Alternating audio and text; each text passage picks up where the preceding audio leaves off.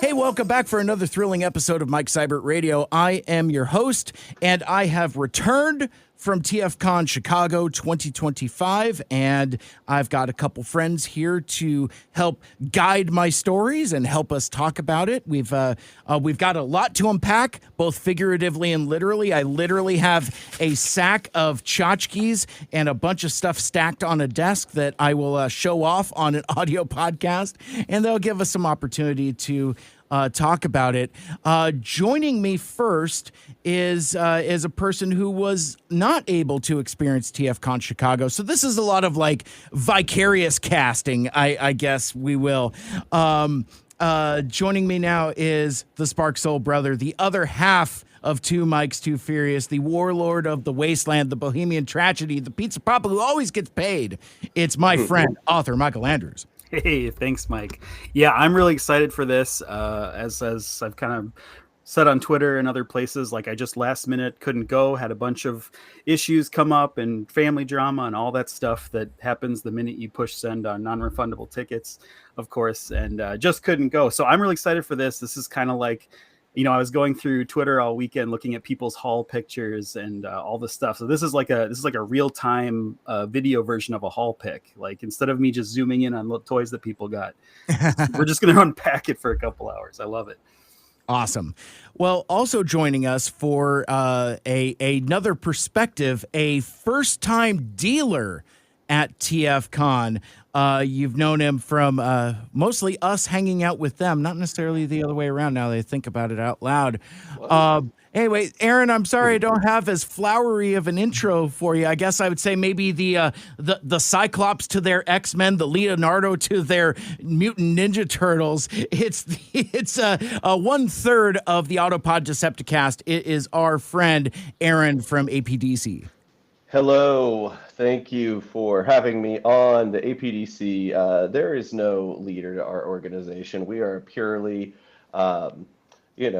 workers collective. I guess workers collectives do elect their leaders. There has been no election at the APDC, so we're just floating around with no direction.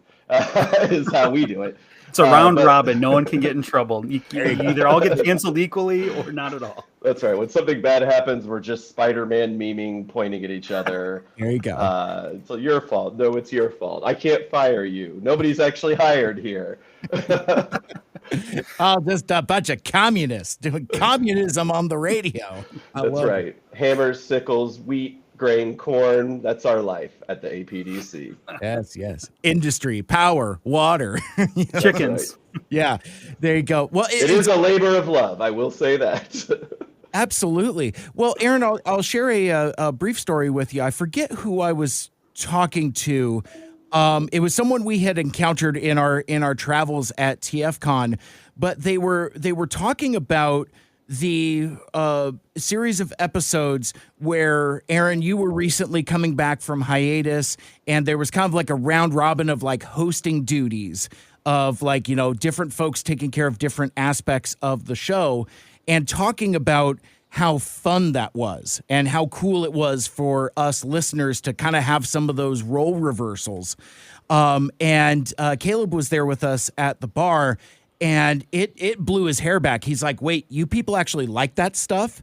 And I think it was me and Chandler and maybe a couple other folks, maybe Melvar. I don't know, but it was like a small group of us, and we're like, no, that shit's awesome. You guys should maybe do that, maybe like once a year or something like that, just as like kind of like a, you know, Freaky Friday kind of like totally mixed up type of thing. Cause it was really fun to hear the three hosts kind of cover different aspects of hosting the podcast that they wouldn't normally. It was a lot of fun.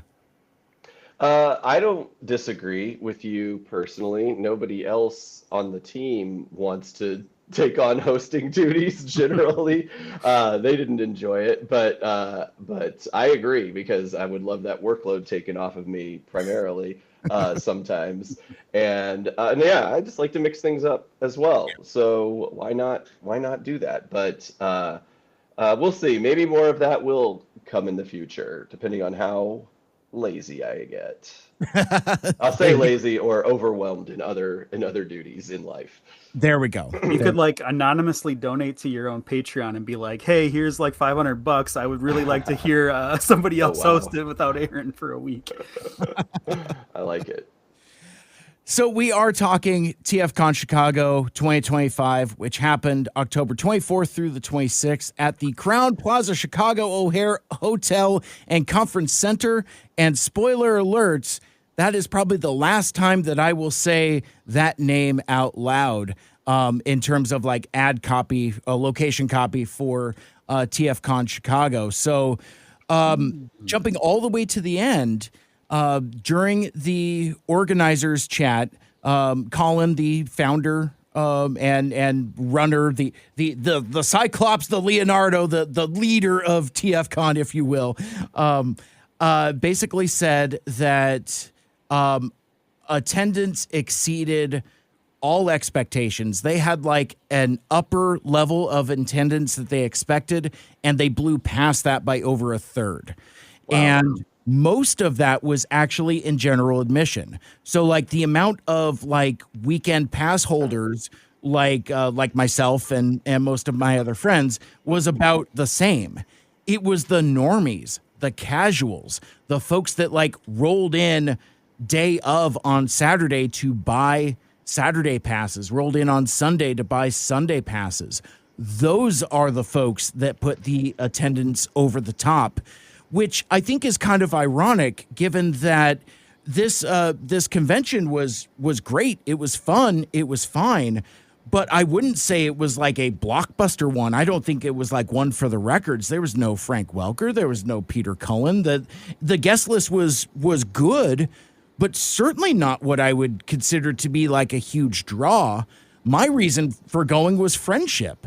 If not for friendship, I wouldn't have gone. That kind of thing. So it was fascinating. It was the most honest I've heard Colin be in one of these organizer chats, because usually it's a lot of like, I'm reluctant to say words like spin or lip service, but it's a lot of like, oh, we'll take that under consideration. Oh, cool. Thank you for sharing that. We'll take that under consideration. A lot of that. But this time I could tell that his vibe was very different.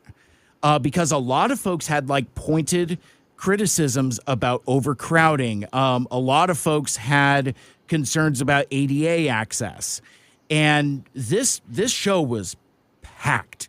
Like Aaron, I'll come back around to you in a sec to kind of ask you what it was like being in the dealer hall and how that crowding affected y'all. But basically, like it was as packed as the LA one was 2 years ago, or in 2024, the last time I went. That was the time where they stopped selling general admission tickets on Saturday, at times where they actually prohibited access because of fire code. It's like, we can't let any more people in, that kind of thing. And that happened on Saturday during TFCon Chicago. So it was a significant overcrowding situation. And again, I don't specifically know why. I don't know why this was a nexus point for convention gatherers.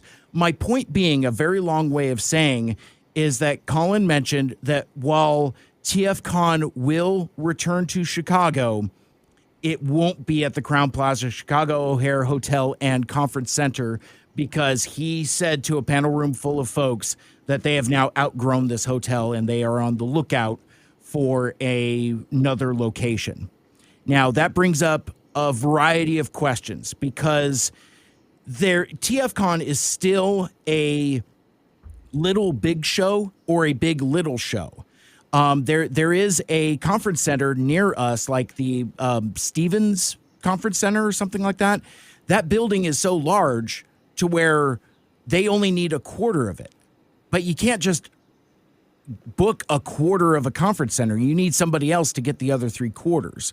So there's a lot of mechanics and a lot of things. Like I've posted on my socials that I wouldn't imagine that TFCon will return to Chicago before 2029, because that's what will be next in like kind of like that 3-year rotation, like we've already seen. Next year is Orlando. 2027 will probably be Baltimore. 2028 will probably be DC, which means 2029 will probably be the return to Chicago. So they have 3 years to figure this out, but they have that problem where it's like there are only so many available spaces to accommodate a show of this size, a show that's not a big show, but it's not a small one either. Yeah, it was kind of fun to speculate why it was so popular, and good for them. I'm glad that it's growing. Growth is an indicator of people liking what you are doing, or at the very least, pent up demand for some kind of community activity around the brand. But I mean, I think we were talking about this is the first time at least in Chicago that is truly sort of, if we could ever say the words post-COVID, but like in that way where less nervousness around I don't know, catching pathogens or whatever, and so just less fear of coming out into the world and being around people. There was a lot of masks there, but they still came out. So I don't know, that logic makes a little sense to me, that people are just pent up. Like they probably skipped the last one because of their of fears, and they just felt a little better, in the modern times. That's really crazy. Just to jump in here, when I first went to TFCon Chicago, that was 2014. I was just looking up because I couldn't quite remember the venue. It was at the Hyatt Regency O'Hare. But that was like, there was a supernatural convention on the floor above it, and then like a third convention above that. And we were all in that one hotel, and even like the hotel bar like had 3 like separate drink menus, like a Transformers themed drink menu, a Supernatural themed drink menu, and the third thing. I just thought that was really cool, but it just seems like you probably couldn't do that anymore, or at least not this year. You probably couldn't pack like a whole nother convention into the same hotel. That signifies huge growth to me, exponential even. Yeah, well, and Aaron, correct me if I'm wrong. We were discussing this over dinner on Sunday, but basically, like the thing about Chicago is that it is so centralized. There are folks that either for philosophical, political, or geographical reasons will not be going to TFCon Orlando, and conversely, there's probably just as many geographical entanglements with going to TFCon LA in March of 26. So I think when you start doing coastal shows, there is an appeal for one that's kind of, for most intents and purposes, kind of in the middle. Yeah, no, I mean, I think about like LA is generally, I mean, there's a lot of people, second biggest city in the country. So that probably easy to pack that house, but not easy to draw people from the east of there, right? Like Correct. and I would say Baltimore, DC, probably just not as big a general tourist draw, and not as big of cities, despite them both being big cities, but I don't know, it feels like geographically it's tougher, and Florida is cost prohibitive and it's a long flight. So yeah, I mean, it's kind of a sweet spot, Chicago. When I was talking to people at our dealer booth, I mean, most of these people were like coming in from Wisconsin, Michigan, Ohio, Kansas. So Chicago is not a small city, third biggest, I believe, behind, maybe Dallas beats it. I can't remember nowadays. Dallas has had huge growth, but so you've got it's a good population center on its own, but then you're just going to bring in everybody from those bigger Midwestern cities, or just whatever communities around it. And so it makes a lot. I'd be curious to know in ticket sales, like just like how, like not the sales number, but the number of tickets sold, how Chicago stacks up, because it's just a good logistics for everybody in the middle of the country, and even if you're on the coasts, it's easier to get to Chicago than to DC if you live in LA. Yeah. Yeah, I Yeah. mean, it's always kind of been my place to go because it's something I can drive to, and maybe quote unquote post COVID, maybe that's kind of the draw for people. It's like, oh, this is the smaller one that I can drive to, or at least that's like the thought process behind it. Yeah, and that was kind of my experience as well. As I said, I wanted to go there for friendship. So like for ironically enough, the lack of big names was actually a huge bonus for me. I was glad that there weren't like the enormous Peter Cullen draw or Frank Welker draw. The last time there was a TFCon Chicago was in 2023. No, I'm sorry, 2022. I've been messing up these dates and years all weekend. But it was in 2022, and Peter Cullen was there, and we saw a huge, stark difference in attendance on Saturday versus Sunday.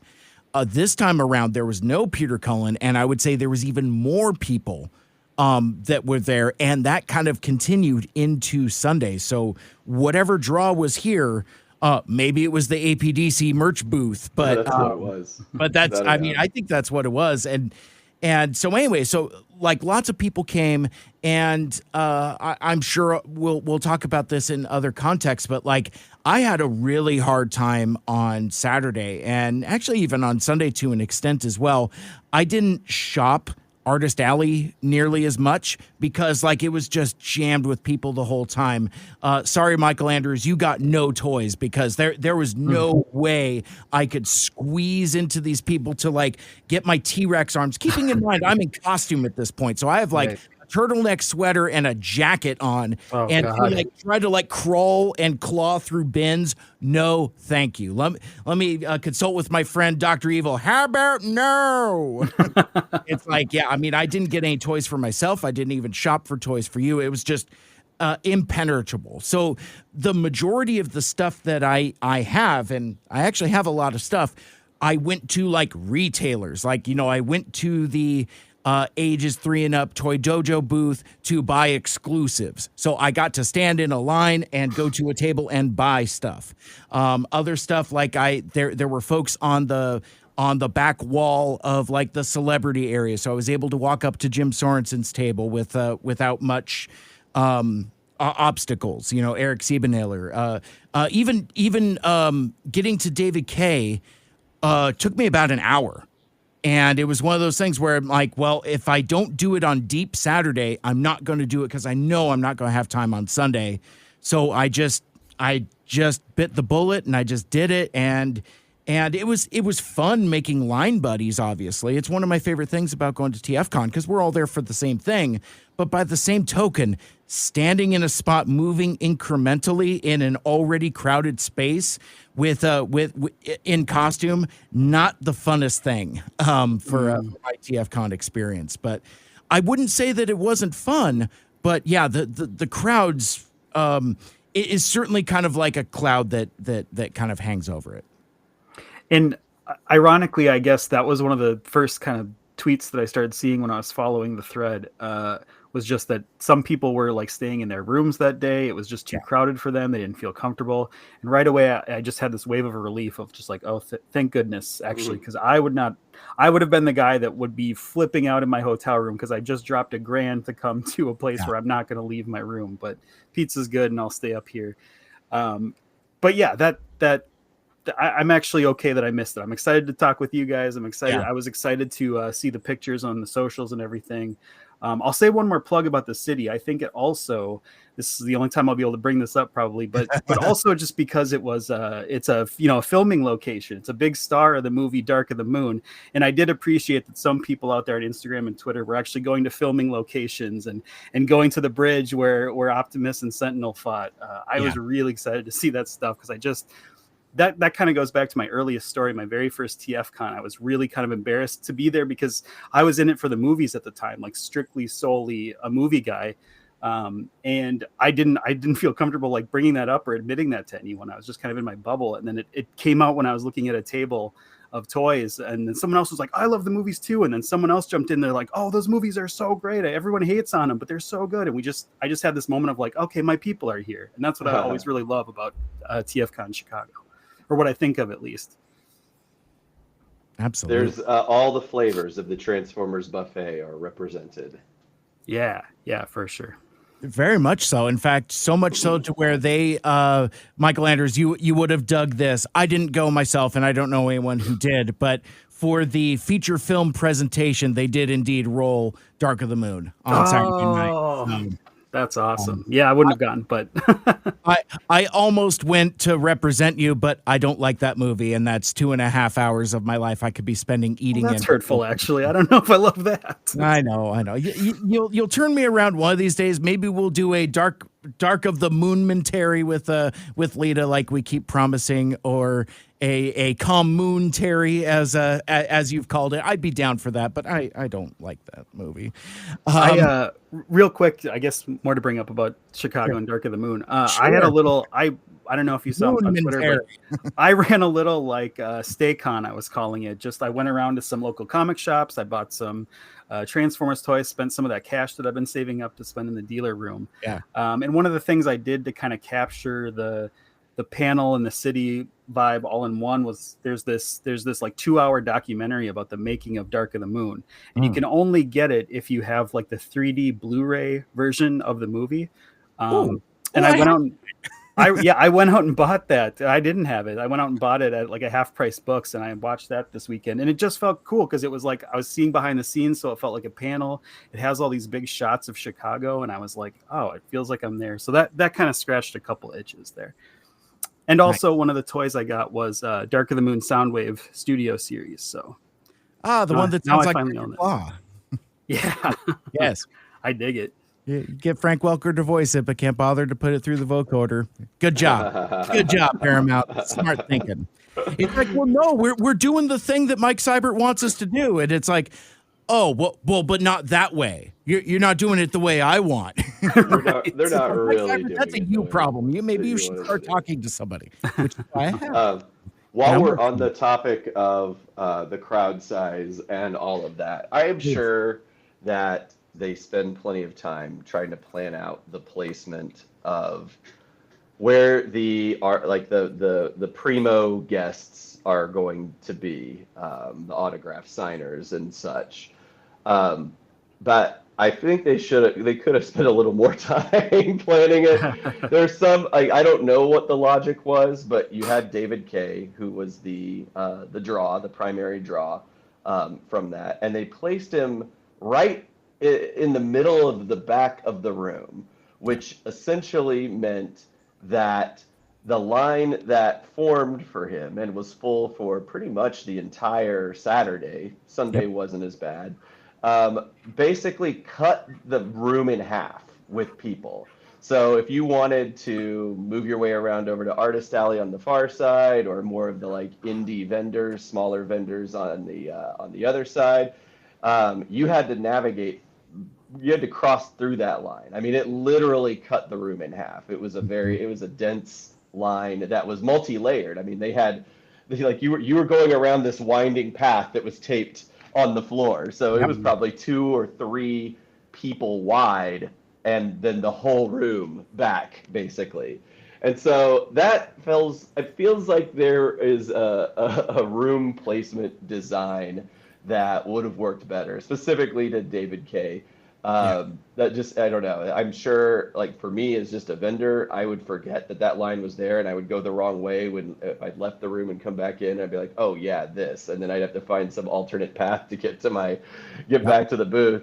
But as a goer, just a regular attendee, I could see how that would just be very problematic in terms of just trying to get around and see everything you want to see. Or hell, if you're one of the vendors that we were pretty close to the David Kay thing. I could make an argument that maybe our sales would have been higher if we weren't as close, or maybe not. I don't really know, actually. But it does feel like potentially people are cut off from going to that side of the room and did that. But people on the other side could make the same argument, honestly. But there was some flow of room traffic that was disrupted by that. Like, I would say, put them in a corner.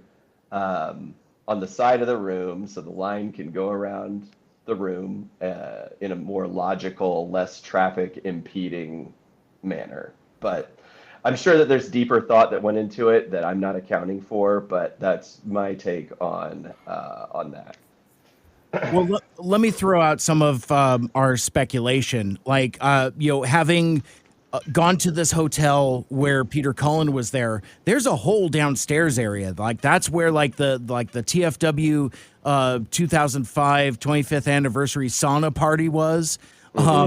And that's where they put Peter Cullen. And basically, they put Mr. Cullen in a room, and it was a large enough room where he could, because again, this was like the beginning of post-COVID, where like he was in a room and then the line could wind out all the way around through this entire downstairs basement type of thing. So having seen that space,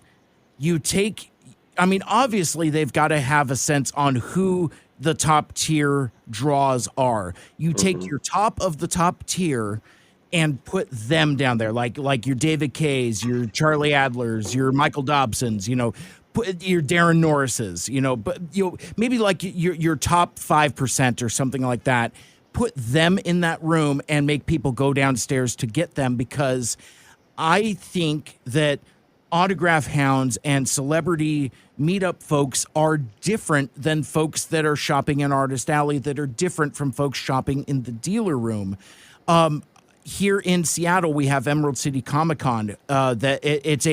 It's ballooned up to a mega convention. Like, it is now one of like the top 5 mega fan conventions in the country, and to the point where they've long since outgrown the Washington Convention Center, to where one year they put all of the celebrities over at the Sheridan across the street. And as an attendee, somebody who doesn't feel the compulsion to get Jeremy Renner's autograph, yeah, let all those fuckers go over there, and I can just run roughshod over the convention. It was delightful. It felt like a comic convention again. So I think there's something like, especially with David Kaye, maybe you just experiment with just David Kaye, because like you were saying, Aaron, he's pretty much the most consistent draw of all of everyone that was there. And having been to a number of TFCons, and even having hosted David Kaye at Seibert here in Seattle, that dude always has a line. He will never not have a line. So maybe you just move him into that Peter Cullen spot, and then that's just what you do. Because like me wanting to get autographs and buy merch that I swear I'll show off at some point. And I've got a great David Kaye story that I'll tell when we get there, if we get there. But that's fine. I'm fine having that like separate experience. Get that shit off the dealer floor to just kind of like relieve congestion. Yeah, and maybe just put all of the. I think LA did this pretty much, but just put all the people that are signature people in their own room.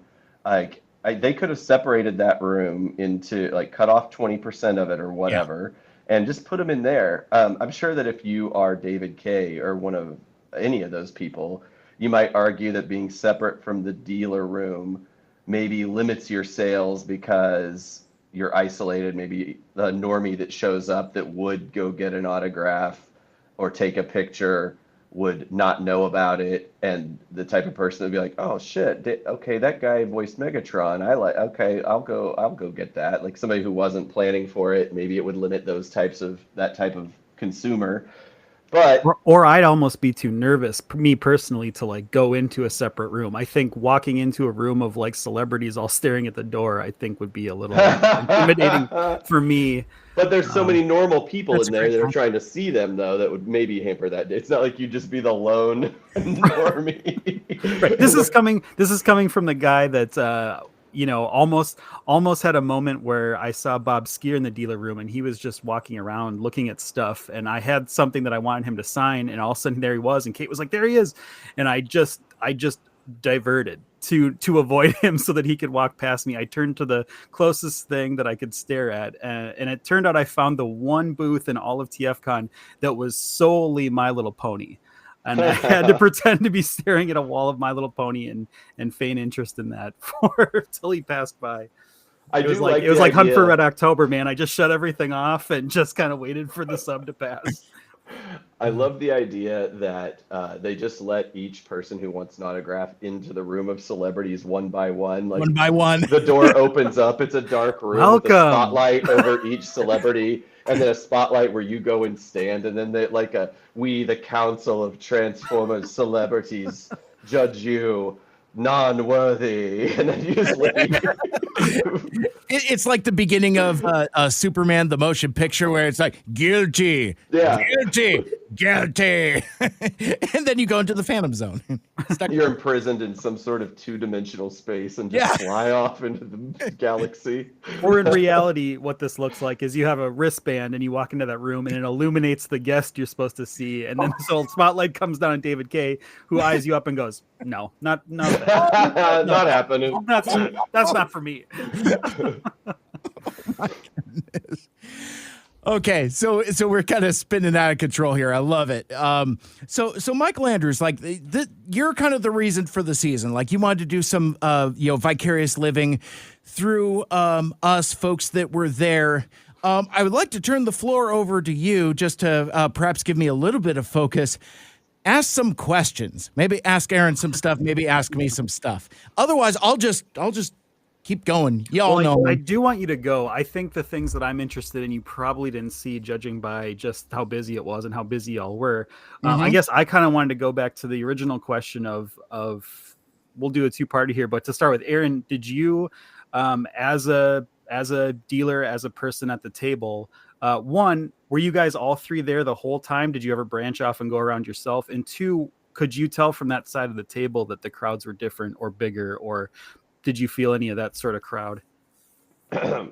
Yeah, totally. And I will say I did enjoy the experience, like the whole dealer experience. There's definitely a subculture within the dealer dynamic. I wish we had the opportunity to kind of get a little friendlier with the dealers. I think Easy. Well, I just a little. Sure, could have got handsier with some of the dealers. But no, I think it would have been cool to like establish some friendships. But there wasn't that. Like everybody was busy though. I mean, you're either setting up, working your booth, or tearing down and trying to get the hell out of there. To your question, we were situated pretty close to David Kaye. Our closest guy was actually Vince DiCola, which was pretty cool. But from that David Kaye, yeah, I mean, I could. Did you have a button for him? Sorry, did you show him your button, or don't you have like a Vince DiCola button? I did buy something from him. I reminded him that we made a button. He seemed to. I remember the joy he felt when he saw it for the first time when we gave it to him at TFCon LA, and I was like, "Oh, we are so bonded forever." He forgot all about that button, and me, whatever. You could have literally recreated that moment. I know. I really could have and should have. I should have just brought a fresh button over to him. Because I think he even put it on and was wearing it the duration of the con after we gave it to him years ago. But anyway, no, he was perfectly kind. I bought an album, a vinyl of Transformers the movie that he signed for me. And but no, that was cool. But no, from the vendor perspective, the cool thing about that was just interacting with so many people. I mean, just, hundreds of people, meeting people that listened to the show that we didn't know, meeting people that mostly didn't know about the show and were interested, and also offloading the inventory was nice. But it was kind of fun. Like I liked it almost from an experiential, like it was like attending the con as a fan, just from a different perspective, really. It never felt like, oh shit, I gotta go clock in for work. I can't go see XYZ because we would take turns, just like the three of us would be there very often, but sometimes we might need to check out just to get away from people, get some fresh air, go shop, go eat lunch, whatever. My wife Melody was there. She helped and was great with the public and trying to pump up the podcast and things like that. So yeah, I mean, we did have the opportunity because there was three of us to run in shifts, even though we didn't have any formal schedule or anything. But it was just a unique way to experience the convention for me that never had before. That's awesome. You really are like the second coming of Flint Dilley. Like you're just like holding court. You're give me the crowd, give me the people. I need them. Yeah, I mean, it's hard to say. Like, I mean, there were certainly times when people would linger at the booth that I was kind of like, all right, move it along. And I don't want to talk shit about anybody, but there were moments where I was like, oh, this is a great moment that we've had together, but please move. Or it was great. You know, I don't have the best way of artfully telling people that our moment is over and please move over so the 10 people behind you can come up here. I'm sure that if I had we need a handler next year. Yeah, yes, You need a bouncer. That's what. But I appreciate everybody that came by for sure. Yeah, awesome. I was going to say similar question for Mike Seibert, and then please use this as whatever kind of jumping off point you want. But Sure. how did you? Because you had kind of a similar role. I mean, you were obviously a panel host, and you were talking up our podcast, I'm sure, on the floor, but you didn't actually have a booth. Like, how did you? You were sort of like a mobile booth, right? Like, were you kind of moving around? Were you meeting people, or were you just strictly there as like, you know, patron enjoying the show? I would say I was there mostly as a fan. You know, and we talked about this a little bit before we started recording, but the thing that I did that's new for me is I did cosplay, like actual damn cosplay. Like and this is something that sprung out of our conversations on Two Mikes Too Furious, and when we talked about the Christmas episode of Transformers Animated, Human Heirs Parts 1 and 2, it's the one where the Autobots wake up Christmas morning and suddenly they have become human. And that version of Optimus Prime, like in character design, really kind of resonated with me because we realized in real time, as me and Mikel Andrews were talking about it, is that because the animation model has such a passing resemblance to David Kaye, that ipso facto vis-a-vis be as it may, has a passing resemblance to me as well. Like I do my hair very similar to the way that Optimus has his hair done. I have like the same gray stripe around my temples that version of Optimus Prime does. In fact, actually, why am I talking about? I'll just bring up the character model that I have right here. Yeah. I printed this at work, and I didn't realize it was going to print as 11 by 17. I thought it was just going to print 8 by 10. So basically, as my wife was helping me construct my costume, we always use this as the reference point. But again, it's like, you know, with the hair, the sideburns, the gray, the temples, it's like we joked at the time, Mikel Andrews, that I'm halfway there. I'm a red jacket away from doing this cosplay. So like I have jeans that are basically like this, and I rolled up the cuffs. I have shoes that are like this. Now, again, like, you know, we're talking on an audio podcast, but like basically like, I probably can't zoom this in enough to where you can see the fine details in it, but in the soles of the shoes, there are kind of like what is essentially tire treads. The shoes that I wore accidentally have a very similar pattern. I still need to put up like a side-by-side photo of that. But basically, like, so I got a black turtleneck, a red jacket that, and at this point and opportunity, I want to give huge thanks to Alpha Magnus as well as Whirl from Seibfest. Both of them separately, independent of each other, were collaborating with me on like kind of what paints to use. Basically, I went to Michael's, I bought fabric spray paint and just spray painted in the designs for the black windows, the white stripe, and the blue cuffs around the sleeves. And then I bought a Halloween prop axe, and the handle was wood because it's, you know, supposed to be like, you know, a crazed woodsman Jason Voorhees type of thing. And I just got black electrical tape and just wound it around, and suddenly I'm Human Air Optimus, you know, and that was it. And so I go to TFCon in cosplay, not expecting anything. I spent the majority of my convention experience on the floor talking with people. Like, people, when you're in costume, it is so different. People will come up and talk to you.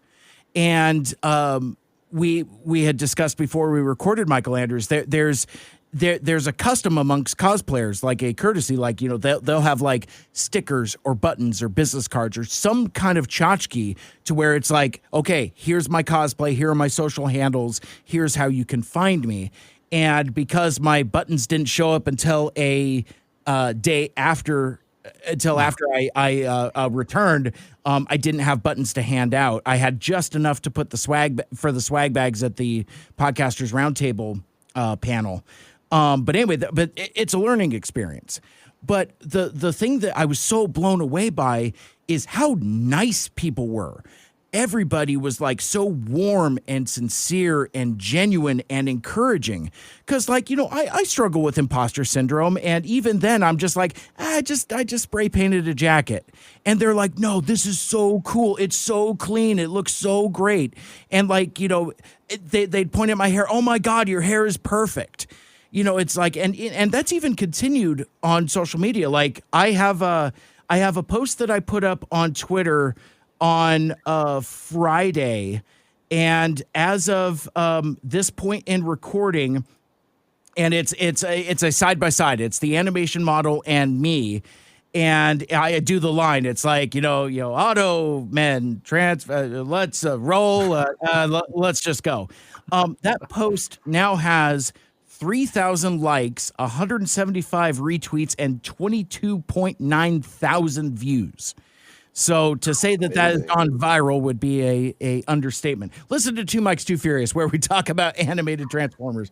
But anyway, like that just goes to show how supportive the fandom is, and especially in like the cosplay community. Like I had cosplayers rolling up to me asking me what kind of paint I used. You know, where did I get the jacket? Oh, cool. Where did I get the axe? Like it was like a lot of like process stuff, as well as saying just like, dude, you look so cool.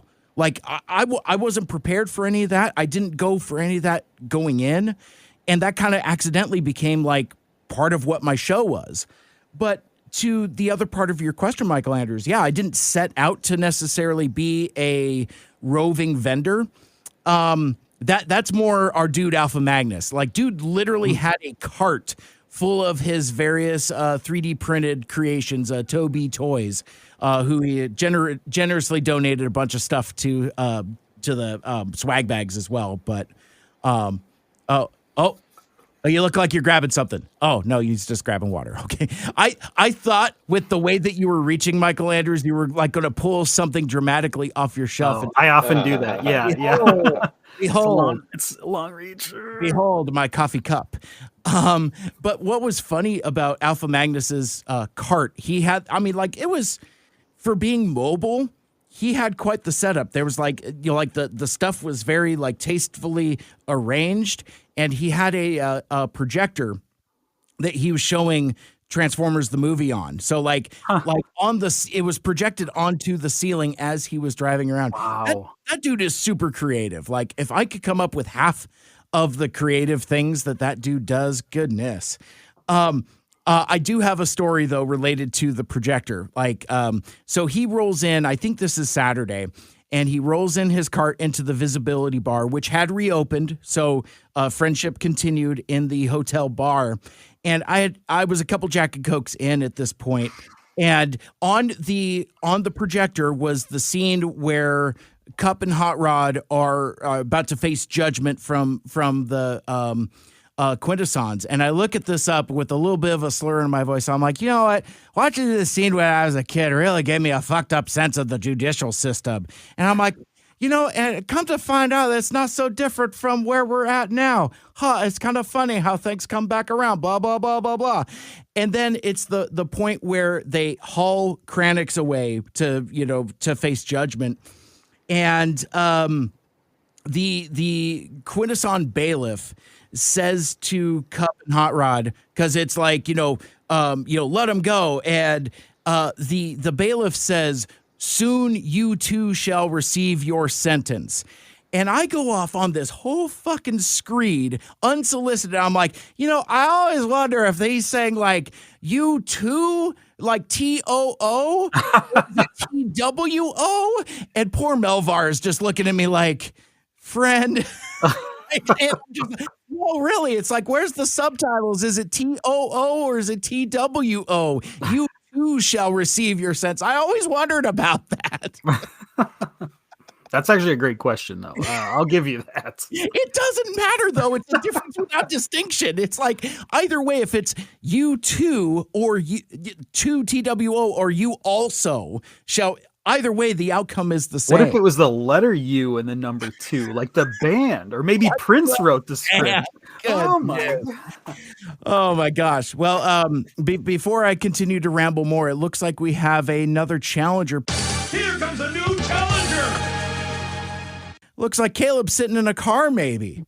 No. Hey, no, I'm in my. I found a dark place of my house where I could not be interrupted for a few minutes. Hello. Dark place in your house. I love that. Hi, Caleb. I was just checking. I didn't know if you guys were still talking or not. So I had a. I'm putting away an hour Halloween in. decorations. Of course, we're still talking. It's Mike Seibert. Okay. Hi, I'm Mike Seibert. I'm just putting away Halloween and see what's going on. Who else is in here? Aaron's here. Got your boy Aaron. Yeah. Me, Michael is there. Cool. Here. Yeah. Michael. What happened? I had to answer a phone call. Things feel awkward all of a sudden. Caleb joined us out of nowhere. Oh wait, now I can't hear anybody. Shit. Oh no! You guys hear me? Yes. Well, Caleb, can you hear me? If you can hear me, good to see you. What's You were missed. I missed you. I guess I was missed. I missed you not being at the convention, so I want to get that out of the way. I missed you. And I know you missed me. Yeah. Kate missed you. Yeah. I miss. Yeah, it's. I can say that without being weird. Like, yeah, I missed your girlfriend. Right. Right. There's part of me that's like, maybe I can just send her down the proxy and yeah. She can check in with everybody for me. We talked about that, actually. It's like, well, if Michael can go, who's to say the Kate can? Yeah, no kidding. So, now we have a pin set aside for you. We have a what is this? Omega Supreme Pizza pin set aside for you, right? Yes. Yeah. Okay. I'm so excited for that. Did you? Well, Caleb, you can. We'll have it. If you come to a con, then you can get that. Okay, that'll be. Well, I have it already. So here's the deal. So Caleb, I made a deal with Ryan. Michael Andrews wanted a couple sets of pins as well as the Omega Supreme Pizza. So I have now secured those, and I have paid Ryan, and now now it's up to me to deal with Michael Andrews on the back end of that. So okay. Oh, we're out of. Yeah, cool. Yeah, thank you for handling the logistics on that, Mike. You're welcome. Now you'll never see me. I have no reason to see you or visit you at all. Right. You just have Mike get all of your goodies. Okay, fine. Be that way. It's me. Can I inside my bubble. I send Mike interest Seibert you in a topless Toy Talk sticker that I'm going to probably throw away after this. Oh, please don't. Can you guys hear me? I had to disconnect a second. I was having audio issues. Yes, we can hear you. Can you hear us? Okay, I can. Caleb, I'm not trying to make you self-conscious. Have you had like an oral surgery or something? No, I think it's cellular drift. I hear it too. Caleb, you sound a little slurry. Yeah, there's like a weird mush mouth sort of okay, if it's cellular drift, whatever. Okay, sorry. I didn't know if I needed to check in on my boy or something. Oh man. That's got to feel great, I'm sure. No one would feel self-conscious about that. Well, now I am making him self-conscious by having brought it up, but I'm going to shut up now. Well, now I'm really super self-conscious. So I sound like I've had oral surgery.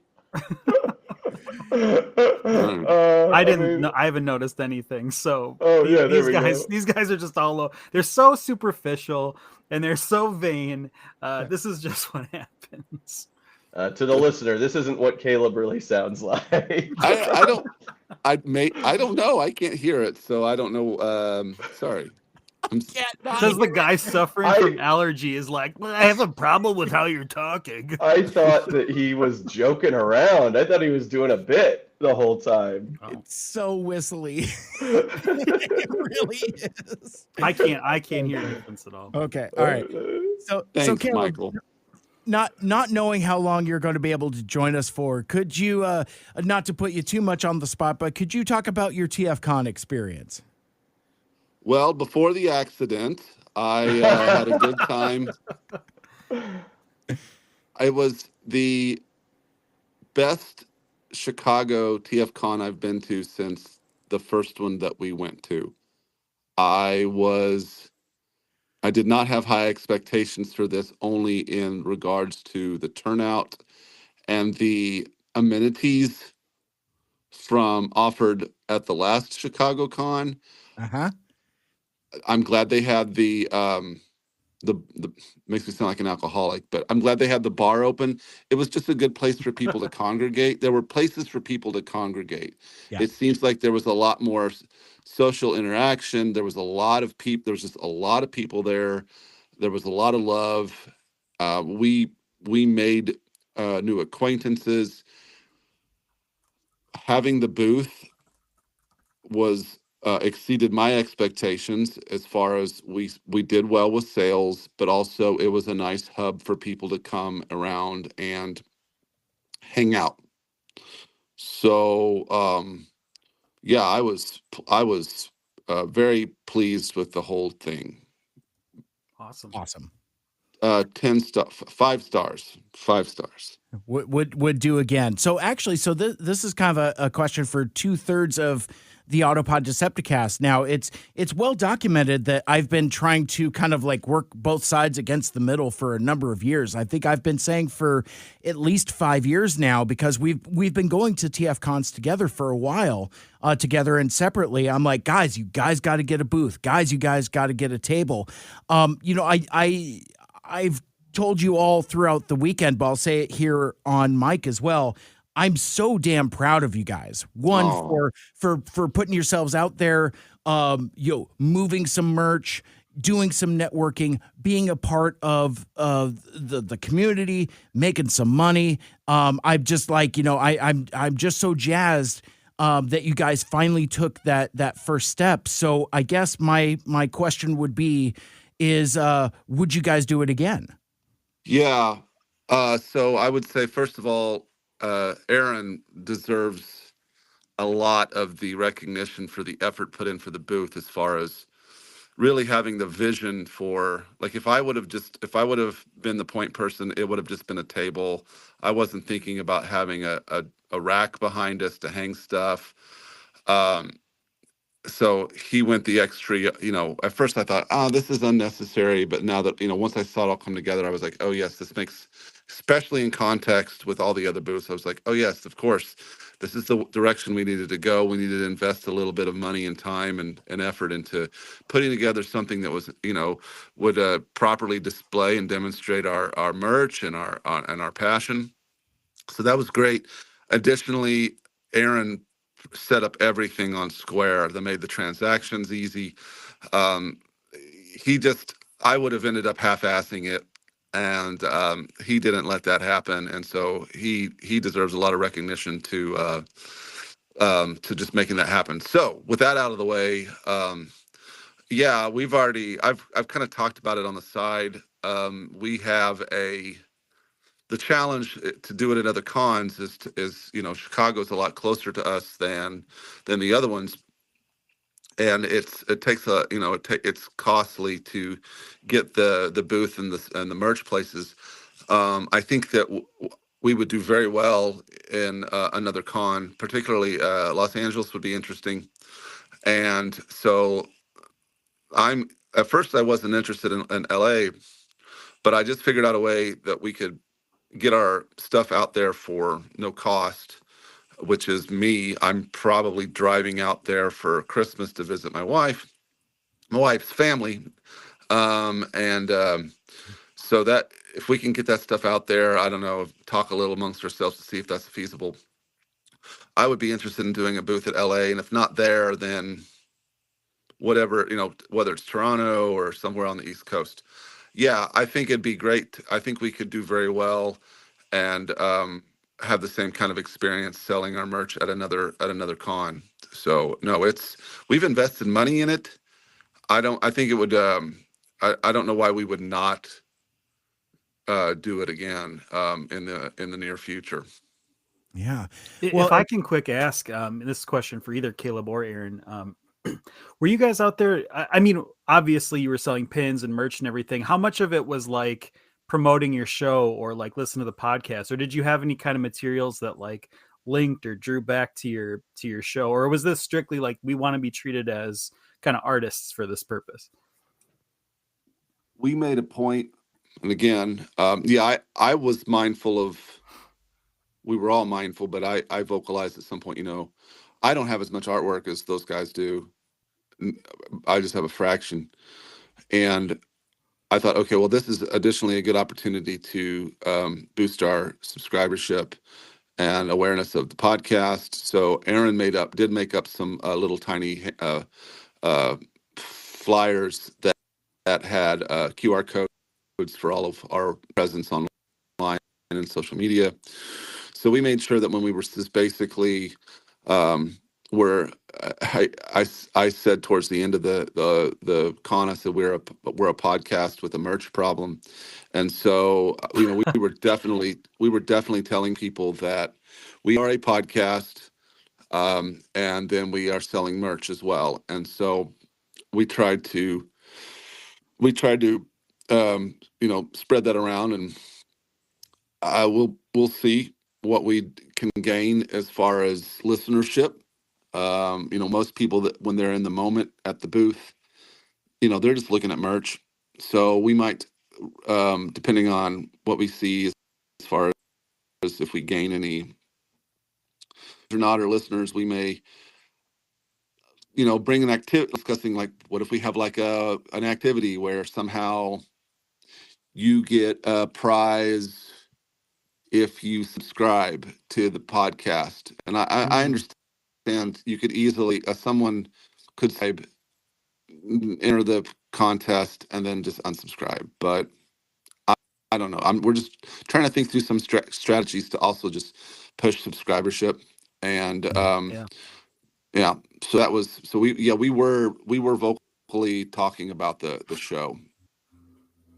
Awesome. Happy for ideas on that. If you guys have any. Yeah. We'll toss that out to the audience as well. Friggin' game theory is the way to go. Like, I spent a lot of time over the late summer, early fall at a state fair, and we had a Connect 4 board, and like that was everybody kept coming up, and they're playing for nothing. Like, I didn't have stickers or hats or anything like that. It was just like, well, what are we playing for? I'd be like, bragging rights. It's like you get to beat Mike. You could say that you bested Hank's helper at Connect 4 at the fair and all that. But anyway, that game theory stuff is definitely something to consider. And I don't know if Aaron is on mic. Can you hear me? No, I am. Can you hear me? Yeah. Well, one of the things I was going to say before we turn the question over to you is Caleb talked about the extra investment in the booth presence with the grid and the sign, and I get to eat a lot of crow here publicly because, like, Caleb, I was with you. I wasn't quite understanding the vision, and I had shared with you guys a bunch of like Artist Alley pictures, and I'm just like, I don't get what this grid thing is. Here's the stuff that I've seen. You might want to go that direction. But like when I rolled up and saw it, I was like, oh, this is what it was going to be. I guess I had to see it to understand what it was. And once I saw it, it was clean. It was concise. It was easy to see everything. It was absolutely the best way to go. So I gotta eat a lot of shit on that for thinking like, what is this? This isn't going to work. Again, another thing I'm trying to work through in my life is that not everything has to be the way that I want it to be, or that I think it should be. Shout out to therapy. Well, I guess the thing I would say about that is sometimes it's hard to articulate a vision, and good leaders can get people to see their vision and buy off on it. But I appreciate that everybody was game for going with whatever we went. I had the benefit of, in my day job, having to design conference experiences from time to time. But no, I mean, it was just, try to put it on paper. There's still some unknowns, so that like the feedback you gave, it wasn't like it was bad feedback. Sure. And it was actually, it did help me think through some things in a different dimension. But also I knew that we weren't in Artist Alley and that we were in a more conventional merch booth. And which I didn't know at the time. Our spacing needs were a little what we had was a little different. But I think, and one of Michael's questions was like, did the merchandise reflect the show? And I think, and with your all's input, you guys gave some good feedback on this too. We tried to focus on products that weren't as directly tied to the show or weren't as on the nose from like inside references. Those that have bought our stuff or are on the Patreon know that a lot of the art we create is self-referential to just random things that have happened on the show. So we intentionally tried to pick the things that would have the most pop Transformers culture value. That said, there are still items that didn't sell quantity of one, such as we try to make things that are also a little different, right? We don't really necessarily have the more contemporary way that comic books are illustrated, like just like more anime stylings, or even I'm blanking out on the primary Lost Light guy, Alex Milne. Is that how you pronounce his name? Yeah, and Jack Lawrence also. Yeah, Jack Lawrence is great. Ours is kind of our own thing. I would say Ryan's comic book style is almost more of a Andrew Wildman circa 1989 sort of style. So it's all a little throwback and not necessarily contemporary. But somebody farting? What was going on? You guys hear that? I think Caleb is rubbing his eyes or something. Okay, all right. So blame it all. Blame all the audio. Yeah, I don't think it was Caleb, but all right. So certainly wasn't me. No farts here. Right now, Aaron's down really static. Oh, it is Caleb. You guys. Okay, Caleb, your audio is bad. Sorry, it's like robotic. Yeah, it sounds like a robot thing. I would sign out and dial back in. Yeah. I don't even know if he can hear us. He had the tracheotomy surgery. See, it turns out he didn't have oral surgery. He had tracheotomy surgery. He's got the cigarette smoker voice. He's like, my name is Caleb. I used to smoke cigarettes and then I don't. And now I've got this. Remember when that character was the first time you watched South Park and that character was on? I remember I could never, like, it made you laugh 100% of the time. Yeah. Oh yeah. Yeah. Caleb, say something. What's funny is you guys all sounded bad to me, and so I was like, "Hey, Aaron." I was like, "Hey, Aaron sounds bad. Does it sound bad to you guys?" And then all of you guys were like, "You sound awful, Caleb." Hey, this sounds bad. Are you guys bad? Yeah. Oh, So my yeah, God. if it happens again, I'll just leave and come back in. I can't remember where I was, other than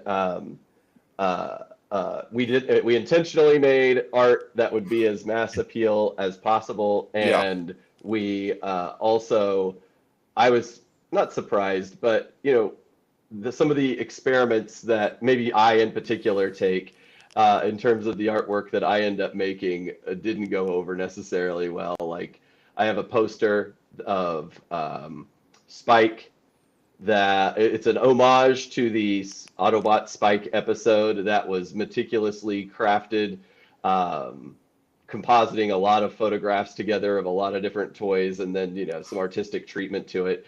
And it's a hard one to see. It's different style. Like, most of the art is super hyper colorful, super anime inspired, like Final Fantasy-ish type art. and ours is just not that. And so I don't know if people do. It's a different kind of graphic style than the audience is used to or has a taste for. And as it were, that didn't sell at all.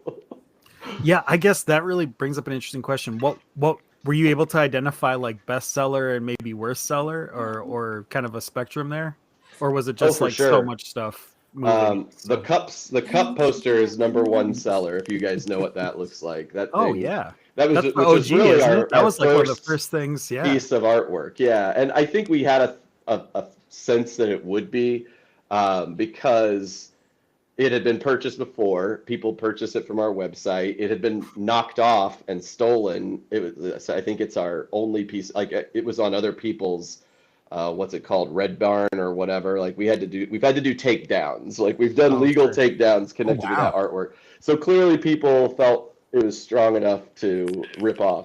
So I had a sense that would be a good one. It's crazy. You don't know that people care that much about Cup, but it turns out he's kind of one of those fan favorite characters that aren't in the tier 1 that people get excited for because they just don't see as much of him floating around. Yeah.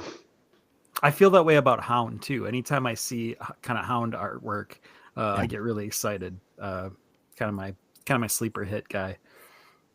Hang on a second. I will precisely tell you. I know this is probably too inside baseball. I think we sold out of it. I think we sold like 24 or 25 cup posters. Yeah. Wow. Can you all still hear me? Yeah. Yep.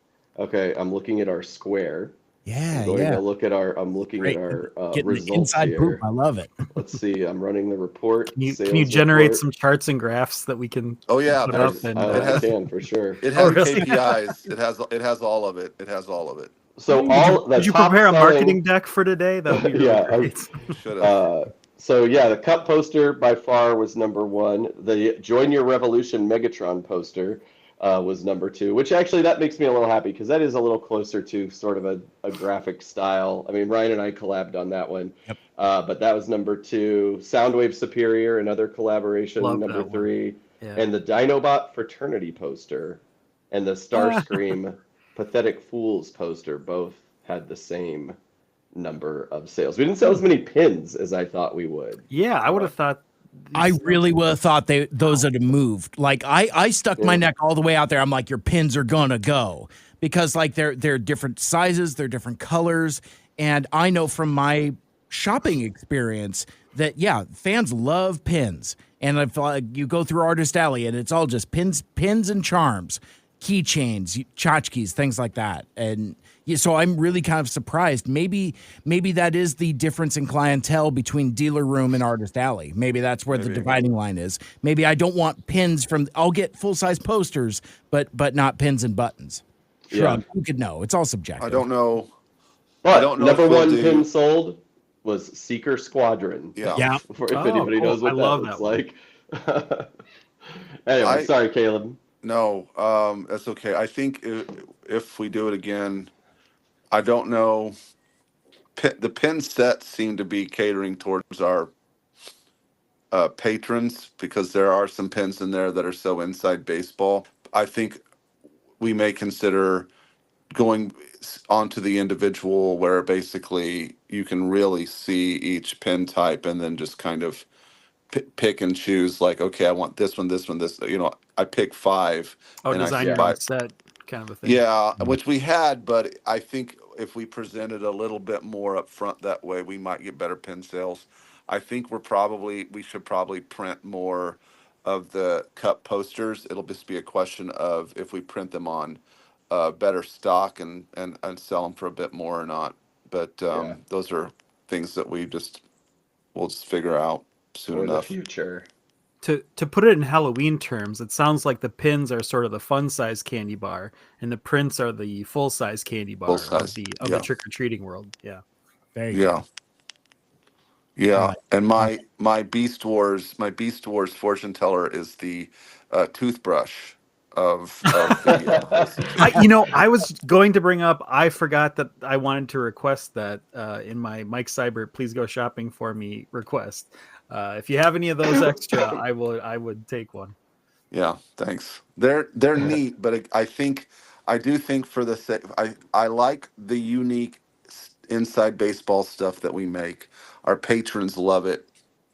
I think as far as taking stuff to market, to the con, we'll probably will think I'm speaking on behalf of these guys, but in my mind, we'll I would imagine that we would produce stuff that's a little bit more um, general, for the lack of a better word. I think it was said better earlier, but stuff that we know has a more of a mass appeal Let me for the ask this purposes of important it. question about that item specifically. Did you have one folded up out on the table so people could see what it was, or did it We just No, fucked look like that an up. art print?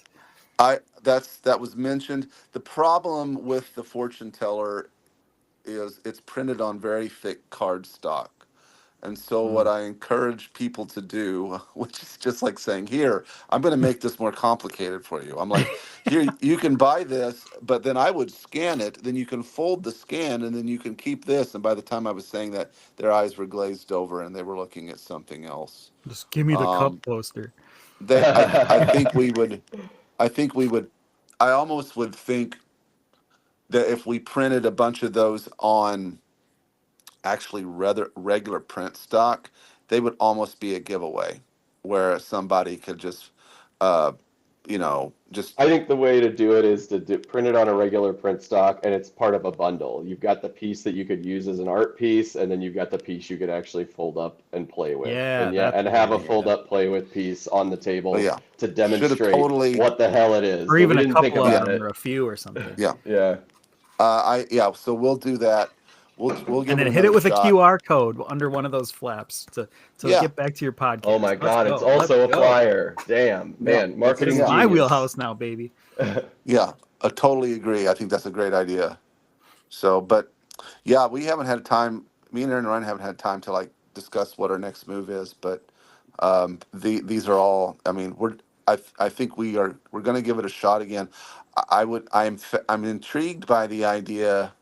I was joking, and it would probably be biting off way more than we could chew, but it would be interesting to uh, do a voice actor trivia panel and a booth, like try to run the whole spectrum of our presence there.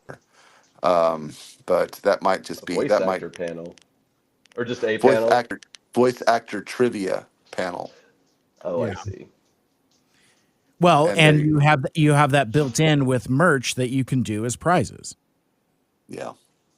So Instead of like swag bags for the poorly attended Mike Seibert Radio podcaster roundtable yeah, panel, you do the same thing. Like, and maybe they'll put you in that Sunday evening spot, and then like you have yeah. like prizes, Or for voice actors, which would be fun. And maybe you bring back deal or can't deal. Open, yeah. damn it, open. And if we don't do a panel with that, we could possibly that would be our game. That would be our game theory element at our booth. Sure, You know, yeah, that'd be fun too. we're Oh just my gosh, we're Caleb, workshopping. do you still have the case? By the way, the deal or can't deal case. No, I don't. That cordless drill finally bit the bullet, and um, I donated that to my local thrift store to Got see it. if doesn't mean I can't make another deal or can deal case. I mean, like that would be a fun table side thing. Yeah. See if you can open up the case Of and it course, just open, damn it, open. I might make somebody. Statistically, I'm going to make somebody mad Yeah. and have a confrontation. So I don't Historically, know. yes. Yes. Yeah. So anyway, it was really nice to see you, Mike. Yeah. And Michael, we missed you, but I'm glad that we're getting you your goodies, and yeah, it'll be exciting to see what our next move with this is. I really thought the booth. I really enjoyed working the booth, and so I would say, yeah, we're going to do it again, and it'll be really curious to see uh, where it goes from there. Cool. Well, Caleb, before you dip, and thanks for jumping on with us for a few here. It was a lot of fun. I'm glad we got some extra commentary and perspective as well. Any comments about the extracurricular activities we all did? Because we went to the club. There was dancing skeletons. There was no shortage of things, but like if there was anything in particular you wanted to shout out, because this whole thing is like vicarious living for my dude Mikel Andrews, who wasn't able to attend with us. Yeah. Well, Michael, you missed out on dancing skeletons. You missed out on Betty Guns doing sleight of hand card tricks at the bar. I missed that. I am super jealous about not seeing that. It was that was my favorite part because I love sleight of hand. And if somebody says, "Hey, you want to see a card?" I'm like, "Yes, please." You missed out on cool tiki drinks. You missed out on guys in Ozzy Osbourne shirts headbanging to Latin techno music. Oh, right. At the You club, missed right? out on you missed out on a bathroom attendant. You missed out on How will I sleep at night? That was the best No. bathroom attendant of all time, by the way. Yeah. So I'll just leave it at that. That's just a taste of what you missed out on, Michael. Did you guys do any shots? Did you get crazy? Well, yes. Yes. Many What times happened in many Chicago? Yeah, many times. We forewent the flaming airplane boat of tequila shots. We just talked about this in the APDC Discord. I don't know why we didn't order that because we all saw it. I thought it was intense. It made me nervous to see a flaming plane with shots in it. But we did shots of Malort, like Betty Guns got us. Thanks, Malort. Betty Guns. We did the Malort, just some tequila shots, and there were shots to be had. Oh, that's good. Good. It sounds like he and Alpha Magnus got in with my tickets. So really happy that those guys were able to take my tickets off my hands. And big thank you to Aaron for hooking me up. I'm glad that worked out. I was sweating, and I was like, it's like the one thing, that I couldn't cancel or refund, and I was just beating myself up over it. And then patron saint Aaron Thweet texts me, and he's like, got you covered. And I just felt this wave of relief just wash over me. That was the best. Good. That's so awesome. I was so happy to hear that worked out all right. Yeah, for sure. Okay, I'm gonna go ahead. I've got to put Christmas. That's coming next. I got a Halloween to put up in the attic, and then figure out when the Christmas tree is gonna go up. Which I don't want it to go up until Thanksgiving or after Thanksgiving, but the family's probably gonna win out on this whole deal. Yeah, you're gonna lose that battle, my friend. It's fair enough. We'll rest up. I guess I wanted to ask you guys, for everyone here still, before you go, Caleb, what level of recovered are you from the show? Are you guys still wiped? Are you bouncing back? I'm good.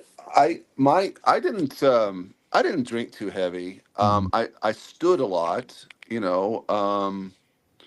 so my back, as becoming an older man, my lower back needed a little help, but my biggest recovery was I overate. So so when I got home, I ate better, and it took a good day or two to feel back to normal as far as my GI. Yeah, regularity. Yes,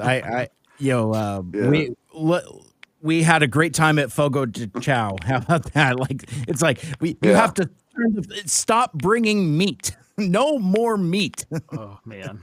It literally happened. And like, it's like he kept. That's the last place. By the way, that's the last place I would eat if I had to go on a convention or be on a convention floor. Just like the idea of just meat sweats, hot convention center, tons of people. Yeah. Like that is a true nightmare for me. Yeah. There were digestive consequences to be. That's what DC stands for, doesn't it? In the. That's amazing. Okay, well, you guys have a good day. Happy fallback day, and I'll talk to you guys later. All right, Yeah, sounds thank great, you. Caleb. Bye, Thanks for Caleb. taking Good the talking time. to you. All right. Bye-bye. Don't forget to put ointment in your tracheotomy wound, or don't forget to take your antibiotics so your wisdom teeth heal, or whichever affliction he has. Maybe both, maybe neither. I don't know. That was very strange. I didn't hear it at all when you guys were talking about it, and then the minute he started talking, I was like, As I posted in the private chat in all caps, I'm crying. man. So good. All right, friends. Well, selfishly, just because I brought my sack of stuff with me, y'all want to see some merch? Yes, we've been pleasure delaying too long. This is what I came very for. good, very This is good. the big show. All right. Well, the first thing I want to show off is the most sought after merchandise at any TFCon. It is the big red bag. Yeah. So they give that to you cool. when you get your wristband. This year it's in the style of their exclusive, which is a masterpiece style scale ram horn that goes with blaster. What the hell are these things called, Aaron? Fucking Ocular Max, the studio thing. Yeah. Anyway, so the thing with those cassettes is that they're like the size of actual cassette tapes. They scale with nothing except for themselves. Like there isn't a blaster that is as big as a cassette player. But in robot mode, they do scale with the Masterpiece Transformers. I will. Oh, that's fair. Say that. Yeah. So like if the Masterpiece little guy tapes from like a Soundwave are a little too small. Not Sure. a little, I think quite a bit too small to match with the Sunbow scale charts, but these Ocular Maxes fill that gap. Yeah. Cool.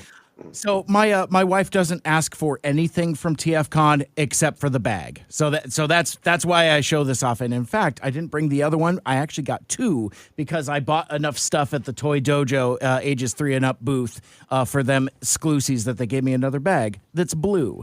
And again, this one's kind of in the style of blaster with that styling there. TFCon 2025 Chicago. So anyway, that's my sack there. Lucky's texting you right now, being like, "Make sure to bring those bags home. Do not leave those at the studio. Bring the bag back." Absolutely. In fact, she saw my sack of loot that I was bringing here for the show today, and she's like, "Where are you taking my bag?" Hell. I'm like, wait. I'm going to the store on my way home from recording. You don't need it. She's like, yeah, but it's my bag now. I'm like, okay, all right. Actually, the first thing I should have shown off, and this is more an emblem of friendship than anything. You might remember, infamously, I got my 2025 APDC booty box, and we all saw what happened when I unboxed it live on camera. Friends, I am here to show off that I have been made whole, and I now have a APDC pint glass that is completely intact. And I ended up taking this on my checked bag. I'm sorry, my backpack on the plane with me, my carry-on, just so that I could make sure that it survived its journey. And now I have an APDC pint glass. From what I understand, Aaron, you didn't sell any of these, right? No, Nobody wanted them. Not at all. I mean, they're so brand specific. You would have maybe we might have sold one, or by the end of it, we were giving them away to people that we knew liked the show and stuff. There were a couple of listeners out there. You guys have a great logo. I just love that. It's I would so gladly Thanks. take that. It is so cool. But anyway, Ryan handed me one of these. He's like, here you go. Sorry about your finger. Sorry, you can no longer lift a glass anymore. Exactly. All the tendons they had to repair. Here's an APDC straw from you have to eat your food. Oh, that's now. not a bad idea. Actually, get like a metal reusable straw with the logo on. That pink would look really cool on stainless steel. So I'm no marketing. That's a good idea. But that could be a fun match. Okay, so I'm going to kind of lightning round some of this stuff. Feel free and ask questions or do commentary or whatever. But I'm just going to show some stuff, talk about it, and in the interest of time, try to kind of keep things going here. I mentioned that my first stop on Saturday was at the exclusives booth. I went to Toy Jojo, three ages and up, and they had a couple different exclusives. I didn't buy the ram horn because I don't collect Masterpiece tapes. This item actually isn't for me, but technically I bought it. My buddy Garrett is collecting the G2 Combaticon, so I bought whatever this thing is. It's basically the Onslaught. This is the all built in, so all of the combiner bits are all contained, and apparently this is the last one. So now he can do that. No, it's not G2 Bruticus. It's Ruination. It's Ruination, right? From Car Robots or RAD. We are a part of a Ruination. But anyway, so this is the PS14E Megalith Leader. From again, what's this? Mastermind Creations? Yeah, Ocular Max. Ocular Max. Same company. Yeah. Okay. Very good. From the Perfection series. So anyway, so this guy's super cool, but not mine.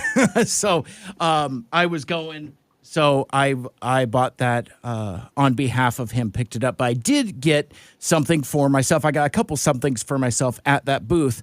I got myself a little upgrade kit for my Legacy Nemesis Prime that I got out of that. No, I'm sorry. This is for Legacy Motormaster.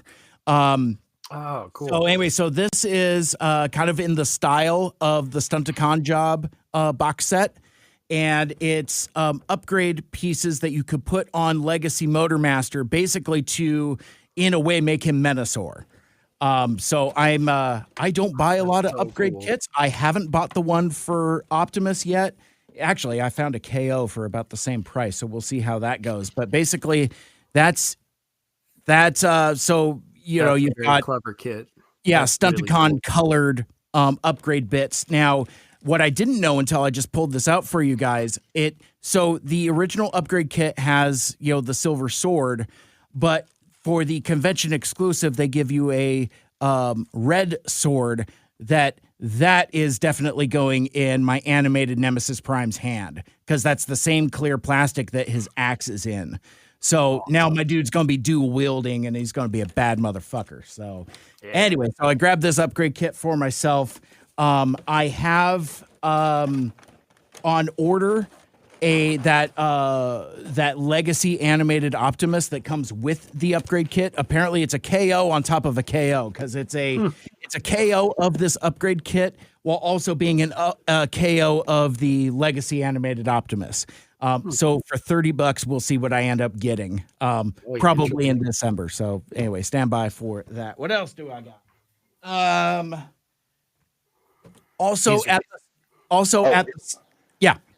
Going back to that Menasor piece, did that exist in that universe? Did that Menasor exist, or has that been a fan thing that has just perpetuated? I think it's a fan thing. The Stunticons definitely exist in TFA, at least in the form of the Stunticon Job box set from the old BotCon, which is featured in the Stunticon Job comic book from Fun Pub. I bought this off of Jim Sorensen. I have not read this.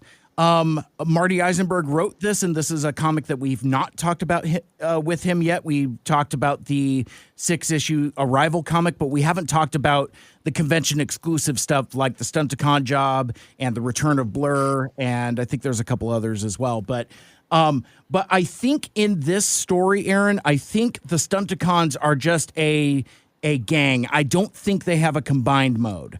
But I will have to look into that, into one of my holiest of Holy Grail purchases. I am now the proud owner of the Allspark Almanac Volume 2. This is not the complete Allspark Almanac, which I kind of thought it was at first, but then I realized that, it's just Volume 2, which is fine, because that will pair nicely with my volume 1 that I already had. Hey, So, sweet. and now I've had these all autographed by Jim Sorensen, their co-author of that, along with Bill Forster. The complete Allspark Almanac remains a holy grail that I will never own because it's long out of print and it goes for hundreds of dollars on eBay. But Jim Sorensen found one copy of the Volume 2 Allspark Almanac in his attic and asked me if I wanted it. And of course I said yes, to which he also autographed that for me as well. So now, by my powers combined, since I have Volume 1 and Volume 2, I can tell my friends I have the complete Allspark Almanac. I know that has other stuff in it, but I have this is my my only thing of value in my whole home. I do have the complete Allspark Almanac. Nice.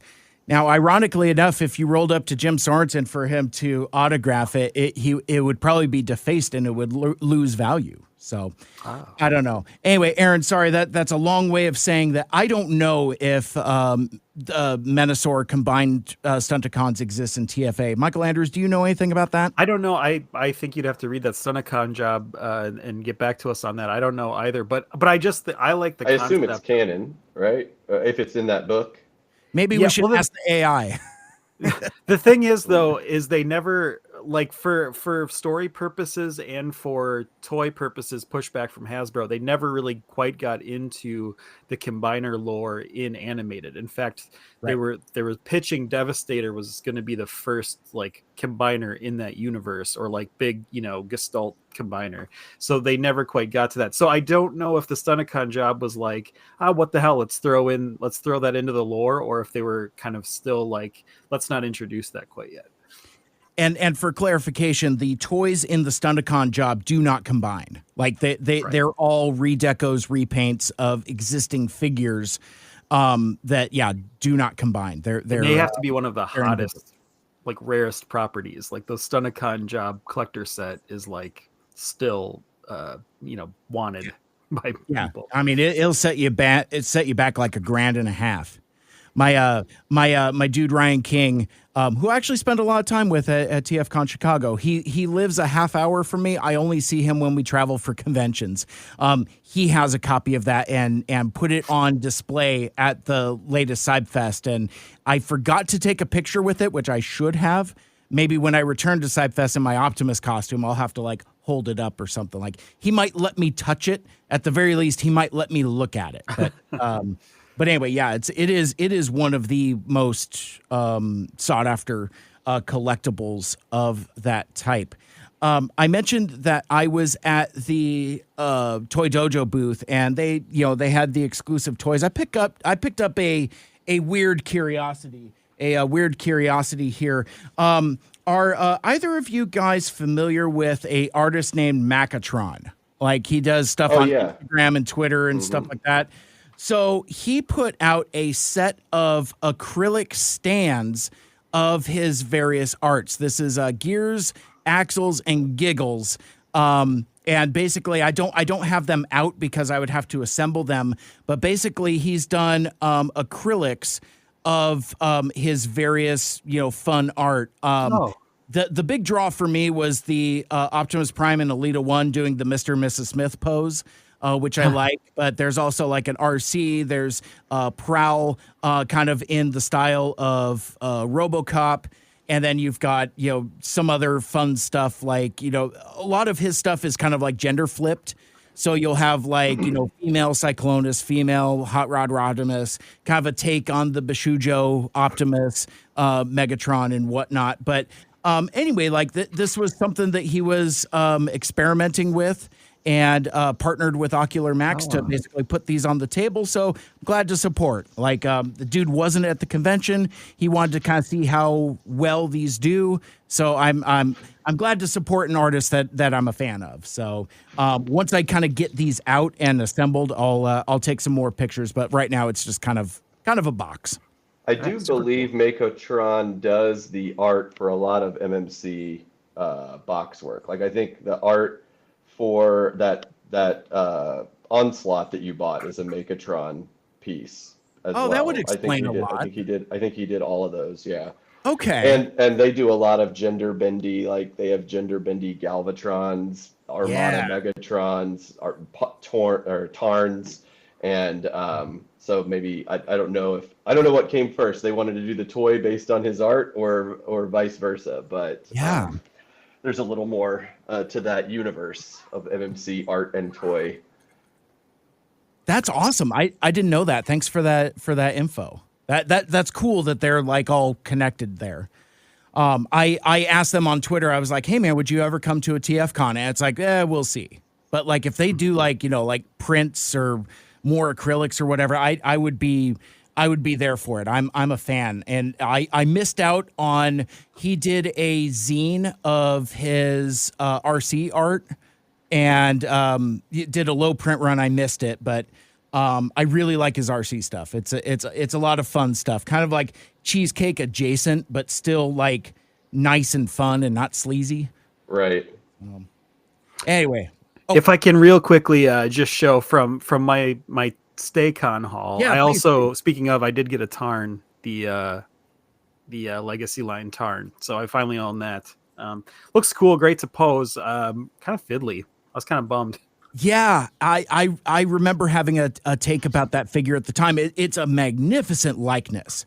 Like, and the proportions are good within itself, but yeah, a little spindly and a little thin. Like I happened to buy him the same time that I bought Legacy Blitzwing, and I'm like, these figures are swapped. Like you want Tarn to be thick and leader class, but you can't sell a leader class Tarn figure. So it makes sense that he's Voyager scale.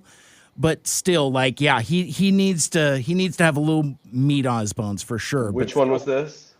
The Legacy Tarn, yeah, the first one. That's an official Hasbro figure, right? But I thought that was a pretty good figure, though, as I recall. It's right? a good figure. He's just we're just saying he's a little more svelte for our liking. Okay. He's a little thin.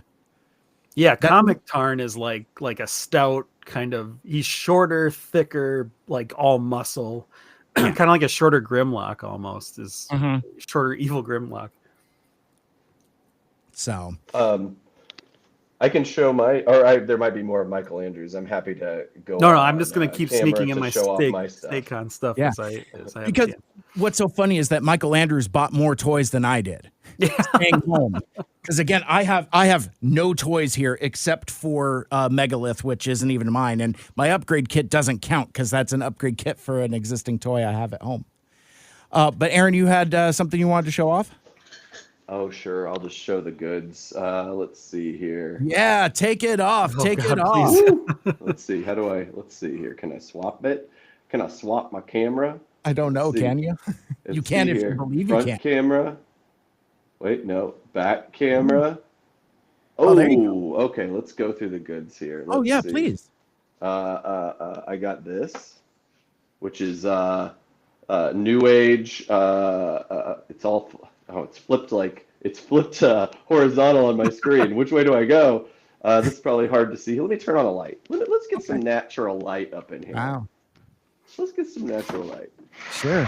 That didn't help. Oh, that God, didn't help it's bright outside. We're saving daylight. Daylight has been saved this day. Amazing. This is New Age Side Swipe, and he's in car mode there. Haven't got anything out of the box, but a little Legend Scale Side Swipe, third party. Sunstreaker. Sunstreaker. Not to be confused with Yellow Sideswipe.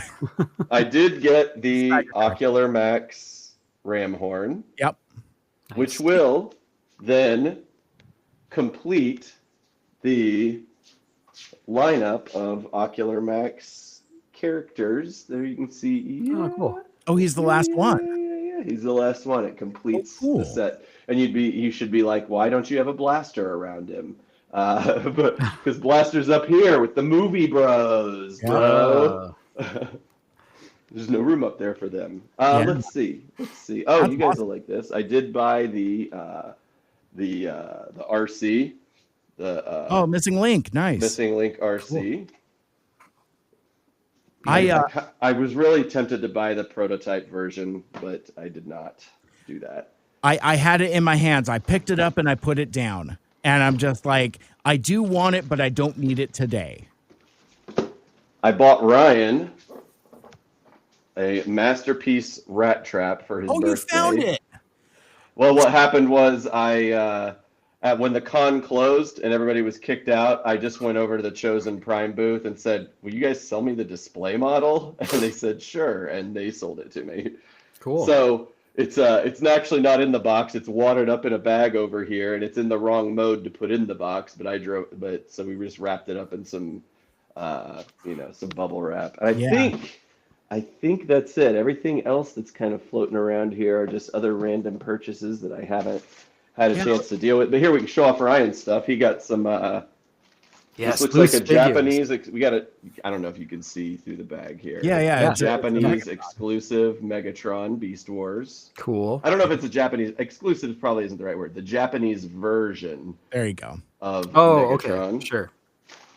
I don't know why we went with Japanese. Let's see. What do we think this is? It was probably what. I know what this is. This is Alpha Magnus. Alpha Magnus gave us. You can't even see what this is. So no. I'll just tell you. He gave us a. It's a. What was the line that came? That was like the War for I think it was War for Cybertron. There we go. Yep. It's like a van. It's like an Ironhide that he's repainted. Oh. And what is this? And so he gave it to us and said, "Hey, you guys should modify this to be the van, the APDC van." Oh. Okay, this is the Masterpiece Rat Trap. Cool. Nice. We've already talked about that. And then finally, with no further ado, another Japanese. You probably can't see it. Oh, is it Inferno? Let's pull it out the bag. Yeah, it is. Oh, you were able to see it. Holy crap, this thing is Saw the huge. butt. Yeah, I was going to say I saw butt. a red bulbous rear end. This thing is amazing, actually. The Japanese. Oh, that's dope. Is it kind of translucent plastic? It looks like. Yeah, kind of looks cool. Yeah, I have the original. The American one. That right away I clocked that. That's different plastic. That's cool. It is the Okay, so the American one is more of a traditional. Yeah. Yep. Non-translucent. All right. So that are the goods as far as I know it. Thank you for letting me show them off. Yeah, thank you. I need to see a little bit of toy haul. No offense, Mike Seibert. I know you have different tastes when you go to these things, but I had to see some toys from it. Cool. Well, speaking of toys, though, and speaking of Alpha Magnus, I also received a gifted item. Got myself a little Bumblebee bee. So Alpha Magnus hands this to me and says, "Hey, do you have this figure?" And I'm like, "No." He's like, "Take it, it's yours." I'm like, "Cool, that's neat." Wow.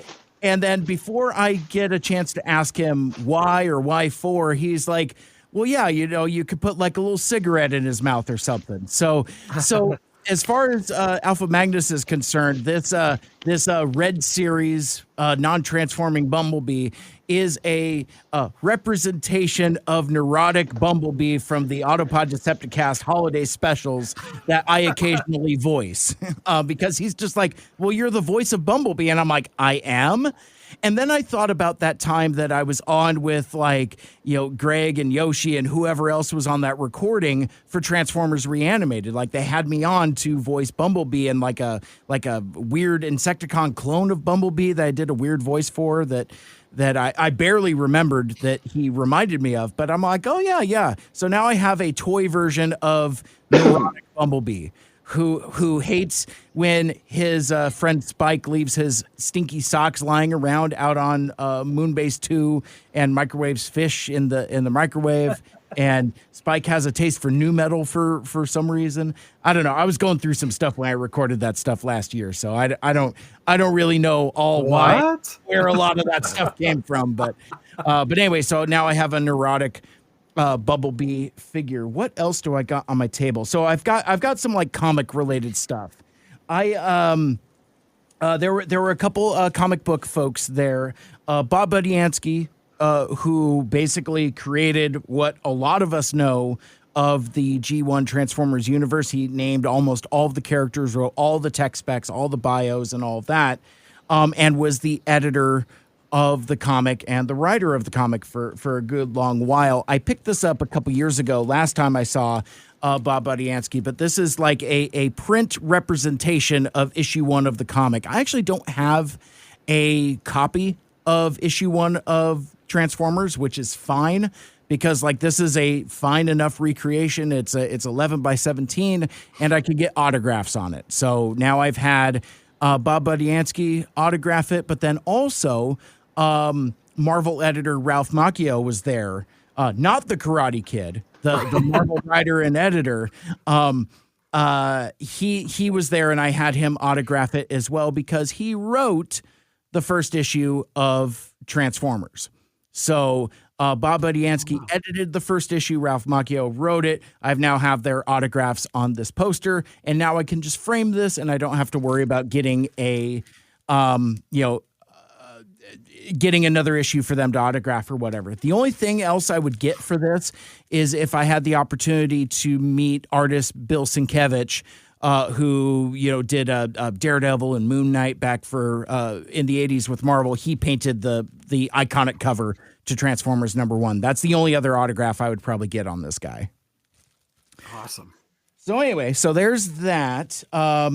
Keeping it with comic books, I did mention that both Ralph Macchio and Bob Budiansky were there, and the thing that's interesting that ties those two together is they have both written adaptations of the Transformers the movie. Now, you obviously, and everyone listening obviously knows what that means to me. So now I have 2 different comic book adaptations of the Transformers the movie, both autographed by both writers. Let me explain.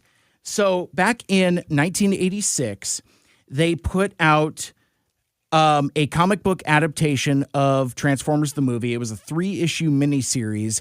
It was written by Ralph Macchio and edited by Bob Budiansky. Bob Budiansky was the editor of all of the Marvel Transformers comics at that time and wrote a lot of the stories as well. This version, and we've talked about it pretty extensively on Autopod Decepticast, this was produced based on an early version of the script. So like the design of the Matrix isn't quite right. Sometimes it's a rock, sometimes it's a cube, but never is it actually the Matrix of leadership that we know in the final movie. This adaptation also features the more violent aspects, like Ultra Magnus gets drawn and quartered in this.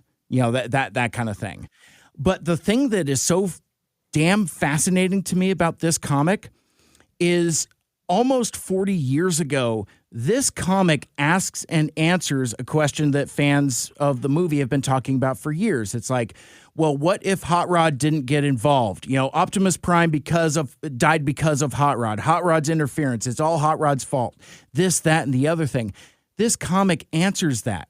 In this comic, basically what happens, spoilers for a 40-year-old comic book, but basically what happens is the battle is joined between Optimus Prime and Megatron, and Hot Rod goes to intervene.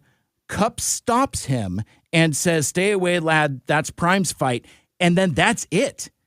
And then the battle continues as we saw on screen, and basically Megatron reaches for a gun, pulls it, and shoots Optimus. Hot Rod isn't even involved. He's not even there. So this comic answered what happened. Optimus was going to die anyway because his toy was discontinued. That's what that's what had to have happened for that story to happen. And it doesn't matter if Hot Rod was involved or not. Hot Rod didn't cause Optimus Prime to die. Hot Rod didn't kill Optimus Prime. The writers did. So this is a fascinating little artifact. So I've got this autographed by both Bob Budiansky and Ralph Macchio, and since I had issue 2 in the same sleeve, I had them both autograph that as well. Oh, awesome! So I've got autographs on those. Does it happen to answer the question if it's U2TOO or TWO? Does that come up in the comic? That's a great question.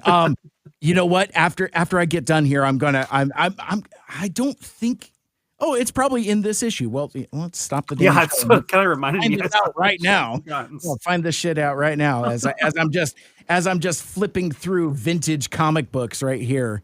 So anyway, let me see if I could find that. Okay, so Coronation, Unicron, they get in the shuttles, they split up.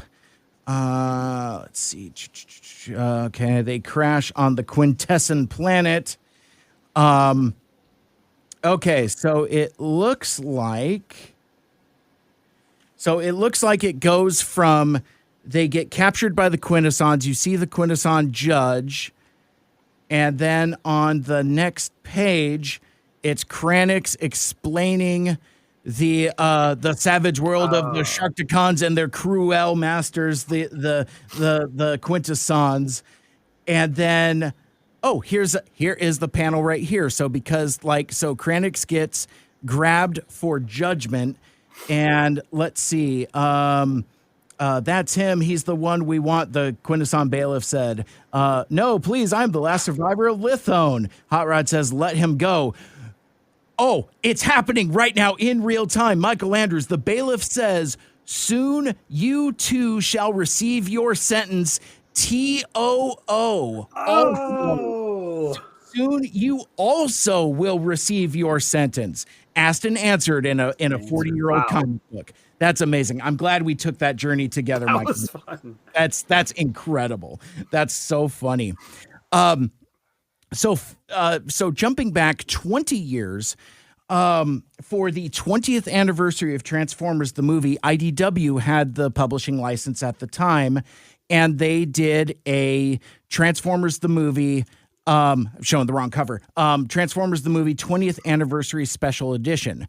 This was written by Bob Budiansky. IDW went back to Bob and asked him to write their adaptation for Transformers the movie. He wrote it. Now, this one, it's a 4-issue limited series. I had him autograph issue 1 and issue 2 because I didn't want to deal with the other 2. In fact, actually, I found issue 4, but not issue 3 in my long boxes.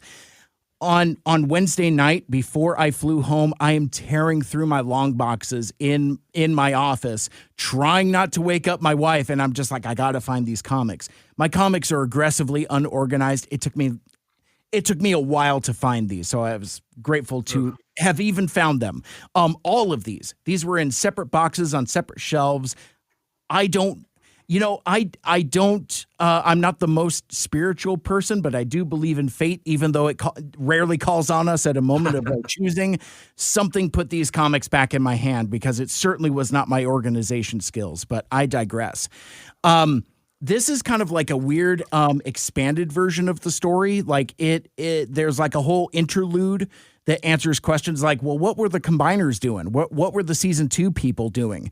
There's like this whole full page spread that's like a full on fight between Superion, Menasor, Bruticus, and Omega Supreme. Basically, they have a fight at the Ark while the Battle of Autobot City is happening to kind of answer where those characters were.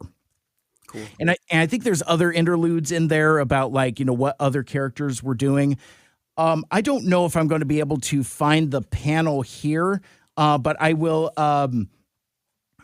try to find it here because it is this comic book adaptation was illustrated by Don Figueroa, who was, he was a huge Dreamwave guy and was really important to it's right here. The kind of like early 2000s resurgence of Transformers art. He's a big damn deal, but he does tend to draw characters in a certain fashion, and you think you're prepared, but you're not prepared for this depiction of RC I'm about to show you. Let me see if I can zoom in on that. You see what we're dealing with there? RC got that cake. Wow. And for some reason, those robot bits form I could only describe it as a G-string. Why does RC have luscious butt cheeks? I do my not sensibilities. know. And it's the only time it shows up. So this I think in the TF Wiki entry for Transformers the movie, they show this panel and it's like dad ass though. I mean, RC likes a good Stairmaster. So, I mean, if you got it, flaunt it. Yeah, So, so anyway, so I was glad to get that autographed by those guys. And curiously enough, so I asked them both because like they were on a panel together. It was meant to be kind of like a Bob Budiansky X Ralph Macchio panel. It ended up just being a Bob Budiansky panel because Ralph doesn't really have a whole lot to say about Transformers. He wrote issue 1 and he wrote the 3 issues of the movie, and that's it. That is the extent of his participation with the franchise. And so they did a panel together. I asked them both. I was like, okay, so both of you have the distinction of having both written adaptations of Transformers the movie. Have you seen the movie? What do you think of it? Neither one of them have seen the movie. oh my gosh. So all they know is from the works that they adapted. Wow. How about that? That's like a little time capsuler. Like, just in their own heads is how they don't know how the actual movie turned out.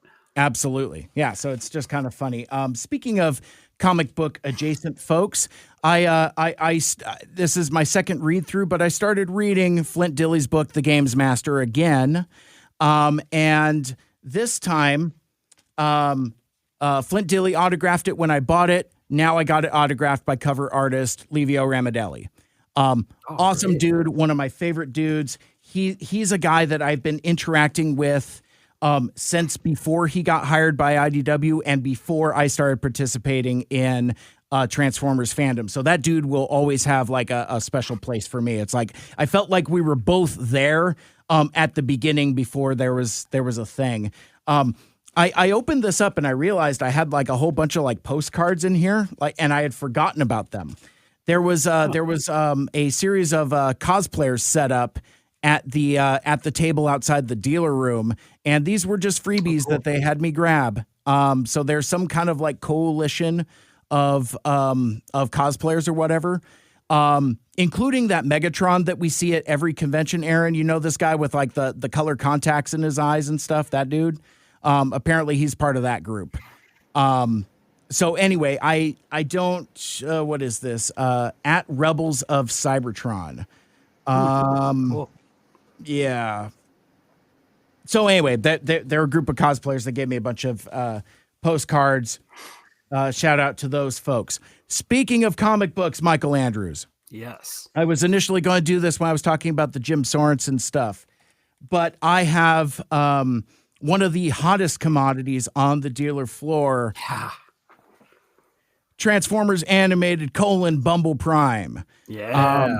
And so I grabbed a copy for myself. I got it autographed by Jim Sorensen, Eric Siebenaler, who did this cover for the deluxe edition, and Mastermind Kian Carlisle, who wrote this along with Marty Eisenberg, doing story edits.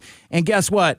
Oh, he's got a friend. So now Michael Andrews has one also. These completely sold out halfway through Saturday. So this was one of the first things I got right after I got the exclusives. This story basically is one of the unrealized season 4 story ideas.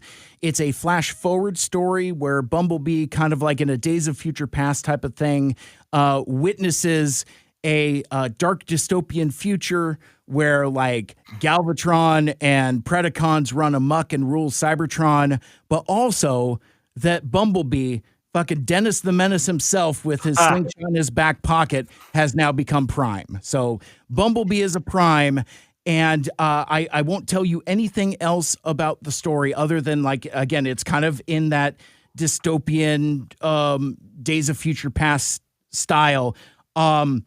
If Toymaker and the Bots made you cry, which it did, I rolled a tear at that, this will tear your fucking guts out.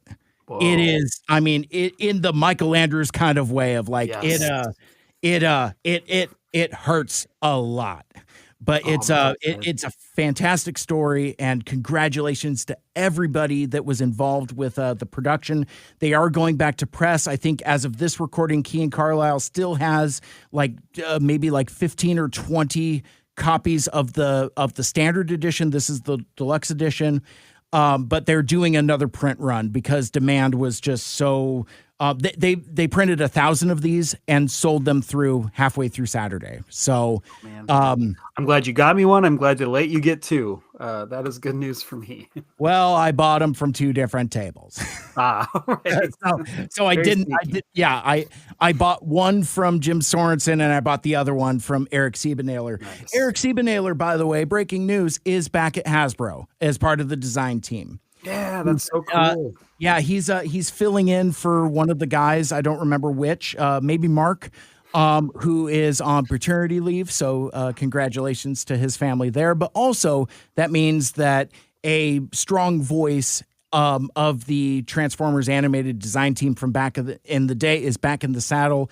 And he did say in a panel with Aaron Archer that they're definitely looking at bringing back some animated designs and aesthetic to the Generations line. So Cool. that could be exciting for those of us who are into that type of stuff. So, but yeah, so I mean, if you're listening to this episode of Mike Seibert Radio and you're a fan of Two Mikes Too Furious, this is not the last time that we'll be talking about Bumble Prime. I had lengthy conversations with Kean Carlisle. I had extended conversations with Eric Siebenahler, and I talked to Jim Sorensen quite a lot. All 3 of them are excited to come on the show. They're excited to bring in Marty Eisenberg as well. And so we're stay tuned because we don't know exactly what we're going to do yet. Maybe it's going to be a free-for-all. Maybe it'll be more focused. But basically, like, it's going to be like a 5-on cage match of just talking about these iconic titans of Transformers Animated, talking about the new book and talking about what's next. Kean whispered in my ear about what the next project is. It is already in production. They started on it before they did Bumble Prime. It's just a harder story. I was going to give a hint, but I can't. You can't. Yeah, Kean said, he's like, you cannot tell anybody. I'm like, oops, I told Michael Andrews. But Don't implicate me in this. there's an email with the project. I think folks of the season 4 unrealized projects, this is definitely way up there. So it's huge. So anyway, I'll leave it there so people can put down their sniper scopes. I think is now a good time for me to tell my David K story. Yes. Tell it. Okay. And again, I just want to say, I just think it's so cool you guys were both at this convention, and like, he's your Megatron, Aaron. He's our Optimus. I just love that dichotomy. And also just the kindest, sweetest, most genuine person you will ever meet. Like he is the real deal. He loves his work. He loves his fans. He loves the franchise. Like I cannot say enough glowing endorsement of David K. You know, they say don't meet your heroes. I've shared some stories about where I shouldn't have met my heroes. David K. is the exception that proves the rule. Like there's a reason why he is the next most top tier of voice talent outside of, you know, your Peter Cullens and Frank Welkers and whoever else is on that Mount Rushmore. David K. needs to be on that Mount Rushmore, honestly, just in terms of contribution to the franchise. I had the opportunity to go to David K's panel, and he it was actually kind of like a Transformers Armada type of panel, because I think this is like an anniversary year. But anyway, he was on that panel with who's the guy that plays Starscream in that? I'm not remembering off the top of my head. Michael Dobson. It was on the tip of my tongue and I just couldn't quite find it. Also, I scrolled through the TFCon website until I saw it. But anyway, it was meant to be kind of like a Armada type of panel, and they told some great stories. Apparently this version of Starscream is very well beloved, and so there was a lot of love for Michael Dobson's performance as Starscream, as well as David K's various other iterations of Megatron. But 3 other people got in line before me to ask questions, and they asked him like, well, what's it like being both Megatron and Optimus, because still to this day, still even now in the year of our Lord 2025, David Kaye is the only actor to have portrayed both Optimus Prime and Megatron. Somehow they haven't figured that out for anybody else, but he told the story of how he got the role. Basically, he read for Megatron, as we know him in Beast Wars. Which, the Unicron trilogy versions are just kind of, variations of what he was doing in Beast Wars. Anyway, he tells the story about how he read for Megatron, and the gang, and Marty Eisenberg told us this story also, but basically, like, they like his natural speaking voice, and they were trying to crack what they wanted to do for Optimus. And then they just had David Kaye like read against other actors, and Sue Blue, who was the voice director, was like, I think we cracked it. I think that's Optimus. And so they called him back. He, did more auditions, gets the role. Anyway, awesome. Everyone else asked those questions before I got there. So I'm like, well, shit, I'm going to stay in line. I ended up being your favorite food. Yeah, exactly. But so he tells every version of every Transformers animated voice acting experience, who his favorites were to work with and all that stuff. So I roll up. I'm the last question, and I'm standing there in full costume. So I'm in the jacket. I'm holding the axe. Michael Dobson is like, oh, man, careful with this guy. He's got a weapon. And I hold it up and I say, I would like to ask you some questions. Big applause line. Yes. Cheers to the Tin Man. That kind of thing. So I asked David Kaye, I was like, well, we've talked a lot about animated. For the Human Air episode, did you know that the character models were going to be based on the voice actors? Because all of the characters in some ways have a passing resemblance to the voice actors. Like for example, Bumblebee is presented as African American to match Bumper Robinson, so on and so forth. And he tells me, he's like, no, I had no idea. And then later on, Derek J. Wyatt hands him a stack of character models for Human Optimus, and he still has those. David Kaye does. Oh, cool. And that was it. It's like he had no idea. So fast forward a couple hours, I get in line because I decided that I wanted to, one, buy some stuff from David Kaye, but also I just wanted to interact with him for a little bit. So I make line buddies. I'm in there for an hour. I finally roll up to him, and I buy a number of things. I went kind of a little crazy. First, I bought the latest version of the Megatron Yes button, which has a nice Tampograph logo. It's the Predacon logo that says yes on it. It is autographed by Mr. David Kaye, and it's very funny. Side guns. No. I'm waiting for one that says yes. Yes. There we go. There it is. Excellent. Yes. All right. So, and on it goes. But so now this sits at my desk at work. So I have one button that one of my coworkers customized for me that's Dr. Evil that says, how about no?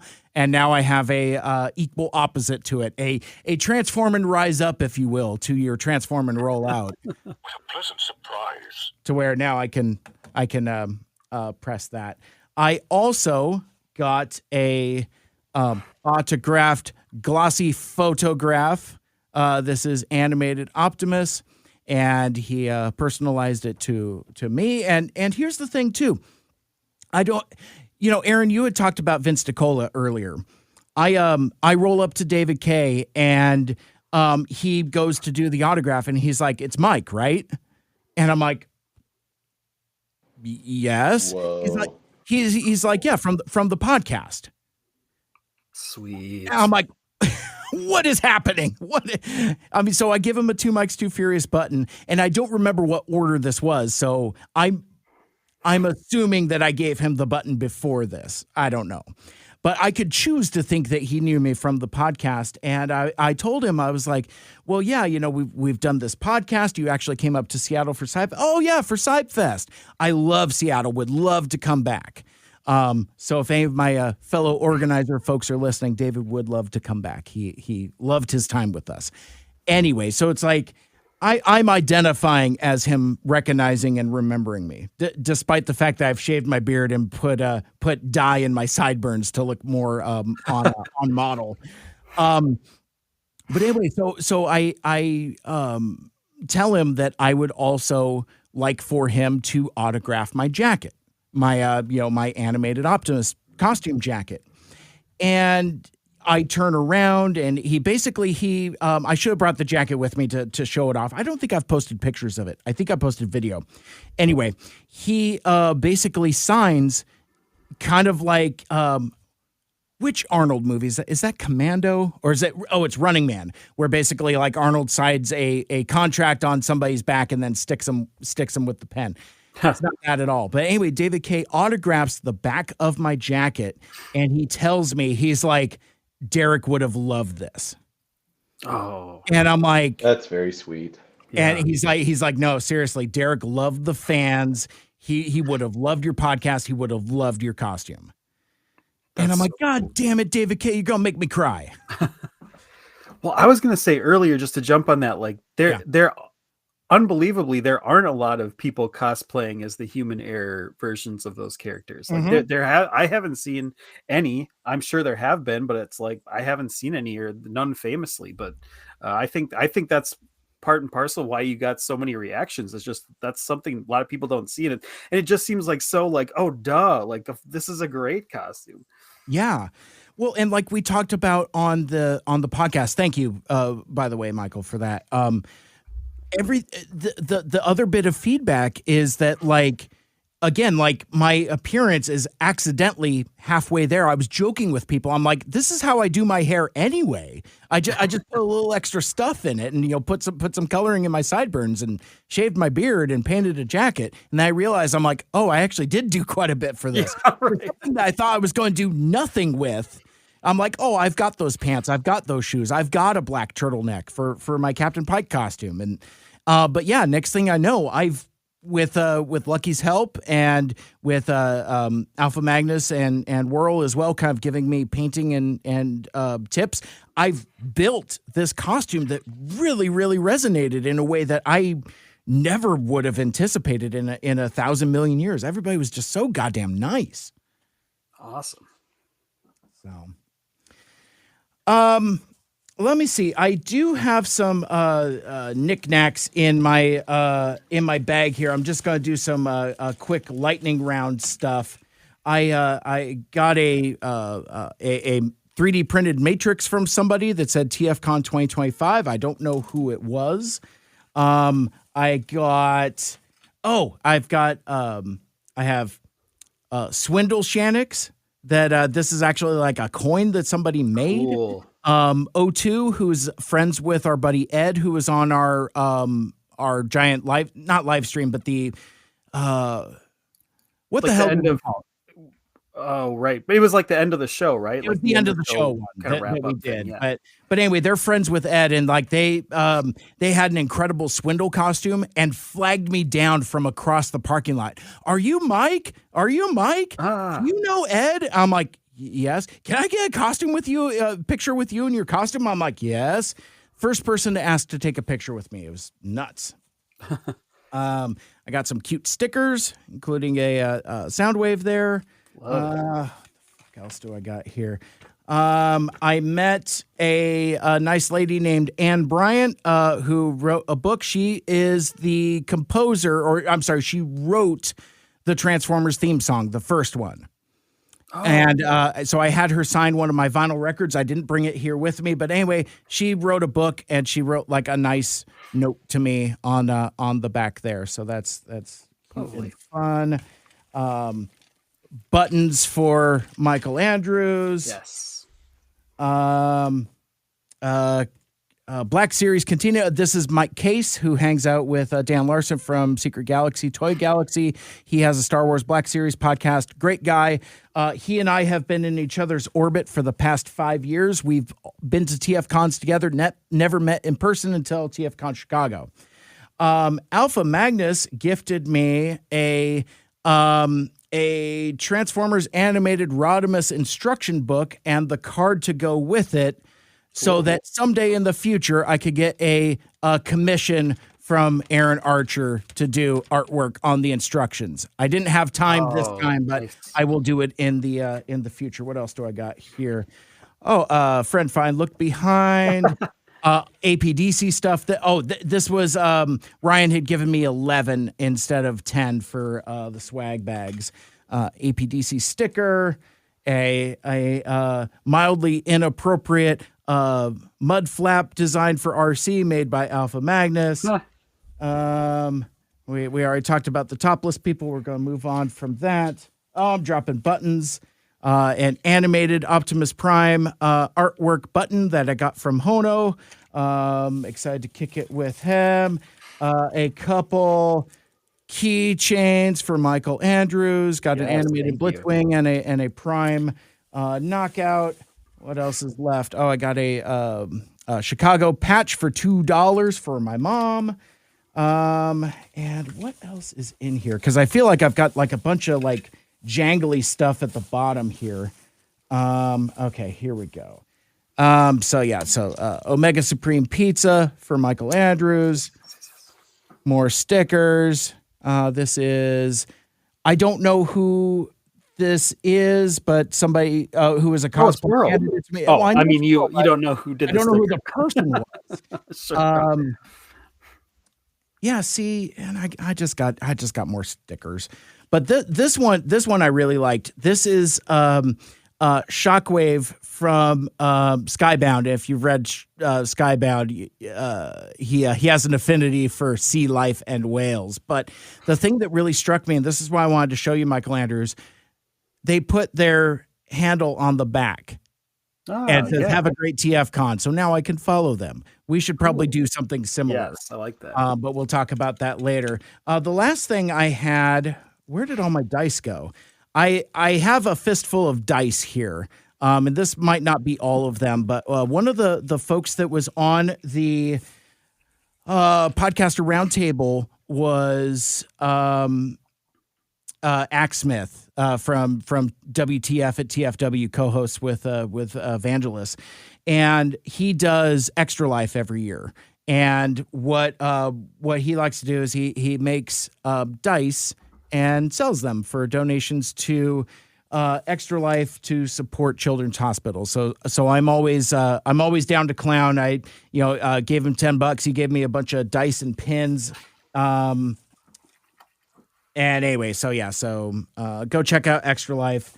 And plug for later this month, I will be joining Whirl's Extra Life live stream, probably late night. They do a 24-hour live stream to support Extra Life, and I jump on to do like late night talk show segments. I've recently bought a bunch of new games, so that will be a lot of fun.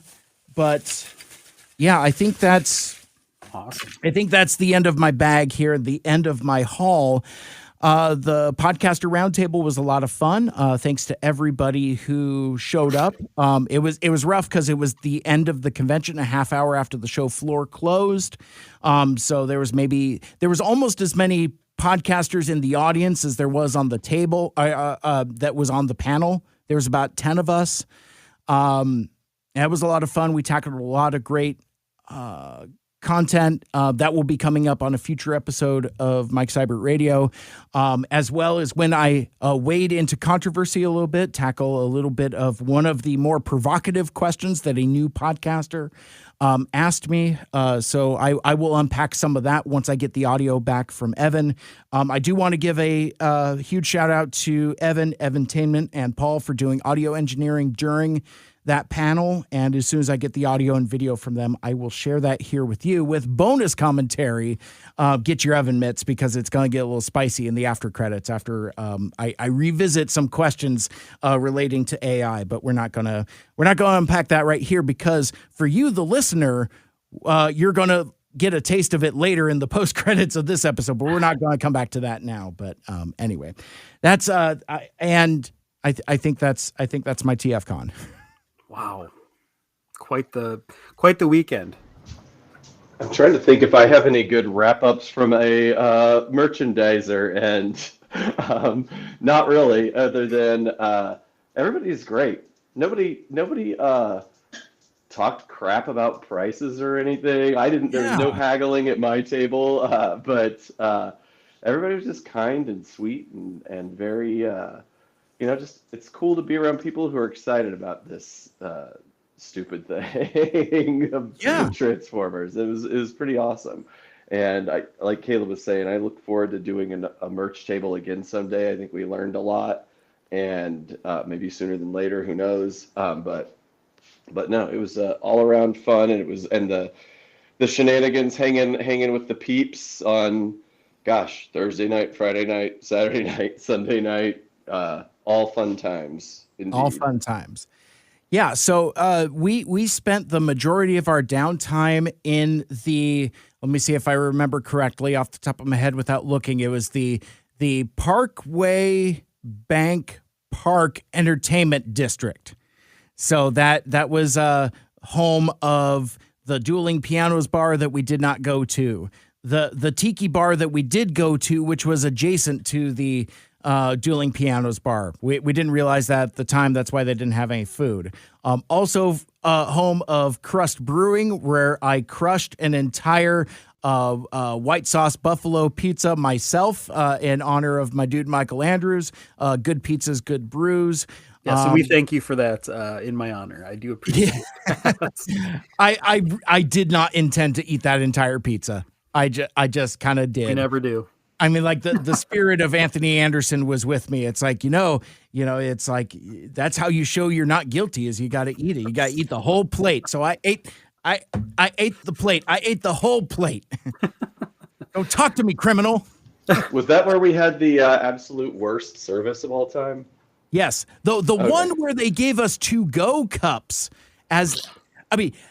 Michael Andrews, you've done some pub crawling in your time. Have you ever been to a drinking establishment where after last call, they give you a plastic cup to bail your drink into so that you can go off into the night to finish your drink? I'd never experienced that before in my life. I didn't even know that was legal. I don't think it is. I don't think it is, but that lady sure wanted us out. I've never had that happen to me. I have given, on the other side of things, when I was a server, I have given a customer a plastic cup and said, "This is the cleanest glass we have," after she sent back like the glasses several times for having spots on them. Oh my gosh. But yeah, she walked out also, by the way. But oh, you want a clean glass? Here you go, Your Majesty.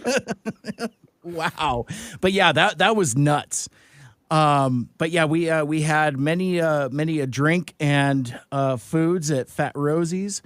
We didn't go to the comedy club. We spent a lot of time at Adobe Gila, I think it was, Aaron, if I'm not mistaken. I don't remember the names of any of these places, but I'll say yes. Yeah, it turned into a nightclub on Saturday night. Like literally, like on Thursday we go and just have like drinks and food, and then we return on Saturday wanting a change of scene after the Tiki bar. Turns out it was full on club, with like, boots and cats and everything. It was quite the scene. Damn. Oh yeah, and then Sunday night we ate at the bowling alley restaurant, and there's a movie theater there. There's a seafood restaurant we didn't mess with. Anyway, it's quite the thing. Where in the winter time, presumably the center court freezes over and you could do like ice skating or something like that. Now it's just like a concrete oval pad for some reason. It's weird.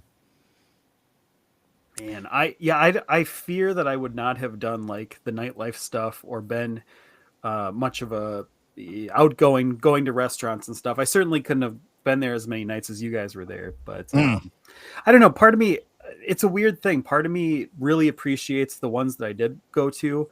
I have sort of this weird feeling of like, if I never get to another one again, I have sort of like a piece about that. But yeah, going through it, I was like, gosh, it would be nice to like catch up with those guys. I mean, I was meeting you guys the first time. That one, like that was our, In I was just getting to know 2018, you, and now so much time has passed, and it's like you guys are family to me. It would have been cool to like just see what that was like on the other side, kind of get rid of some of that. I'm talking to my podcasters I look for, I'm looking up to, and just kind of like talking as friends would have been kind of cool. Well, and not to dwell on what might have been, because I'm not trying to make you feel bad, Michael Andrews, at all, but like. Sure. I was really looking forward to this one, and I feel like there are times I probably thumbed the scale harder than I had intended to.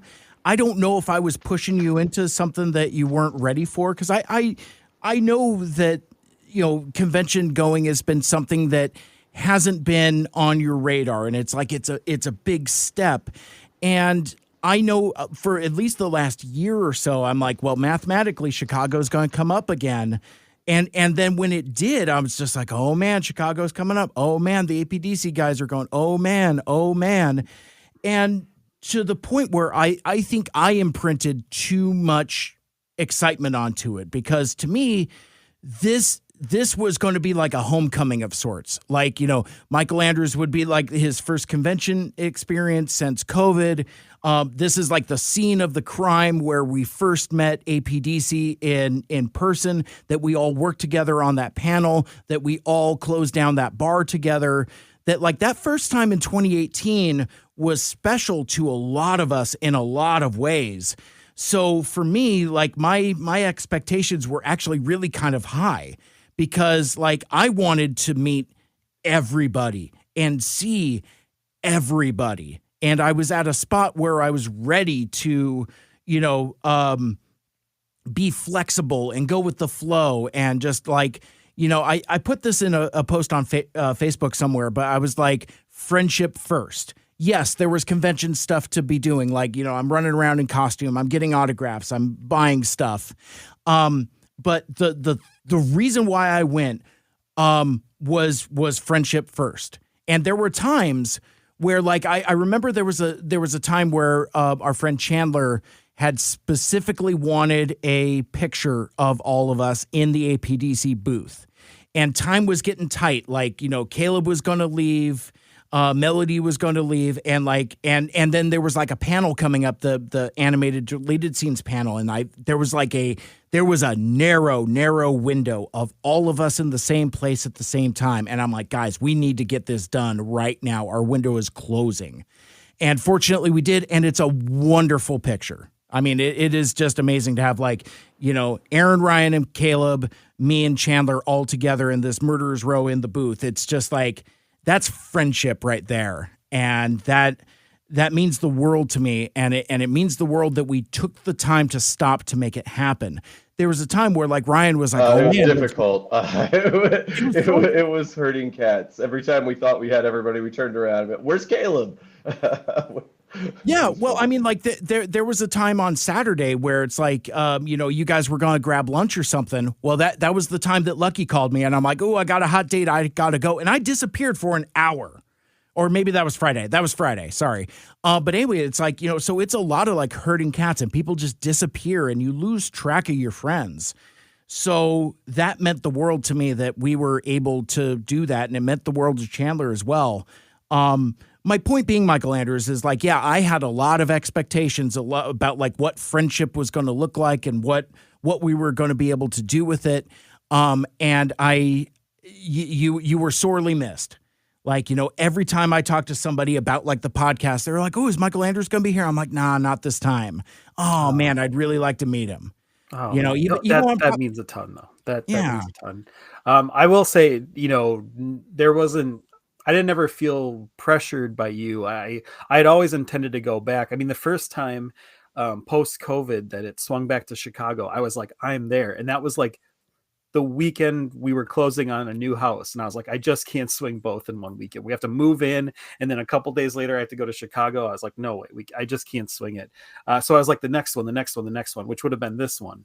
And I just, the minute, I mean, not to peel back the curtain too hard, but the minute I hit purchase on those tickets, it was like, my dad ended up in an ER. I came down very ill. My dog got very ill. It was just like, what is happening the minute I bought those tickets? And I just, like, kind of like you've always talked about, this sort of maybe not a spiritual push, but I was just like, something is really pointing me in a direction that isn't Chicago that weekend, unfortunately. So didn't happen, but I just feel like I really have these good memories of when we all met, and these halcyon days of going to this one and buying, going to room parties and buying Kezama a drink. Like, it was just such a big experience that I don't know if I could ever top it. And maybe if any pressure, I felt like, how can I make this one bigger? Like, well, or will this sort of, it'll never live up to that first one. It's been so long since, with COVID and everything, it's been so long since I've been back. Will it even, sully my memories of it? Right.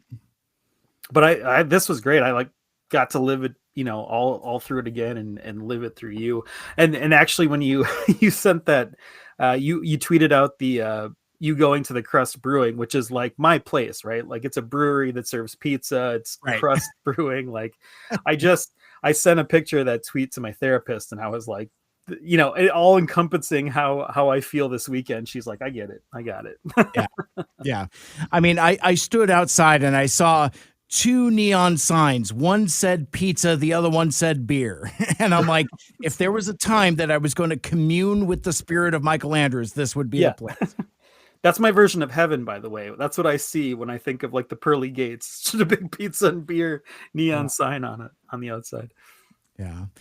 Well, as a wise bot once said, fate rarely calls on us at a moment of our choosing, and a time a different wise bot said, sometimes fate makes its own program. So I'm glad that you were able to read the tea leaves and just feel it as opposed to forcing, because like there was a part of me that was afraid that you were going to push and like something was gonna. Something bad was going to happen or whatever, or something to where it would be a compromised experience. So there's always next time. There will always be another TFCon, like next year and the year after. Yeah, right. That kind of thing. Not to get all, weepy eyed about it, but it's, again, like, the guests and the halls and the autographs and all that stuff. That's great. But it, as cliched as it is, it really is the friends we made along the way. Totally.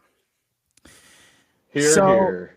Yeah. So I think that's about all I've got. Mikel Andrews, I have one last thing to share with you. I was going to do this after we officially closed out, but since I'm like into the spot where I'm like starting to close tabs,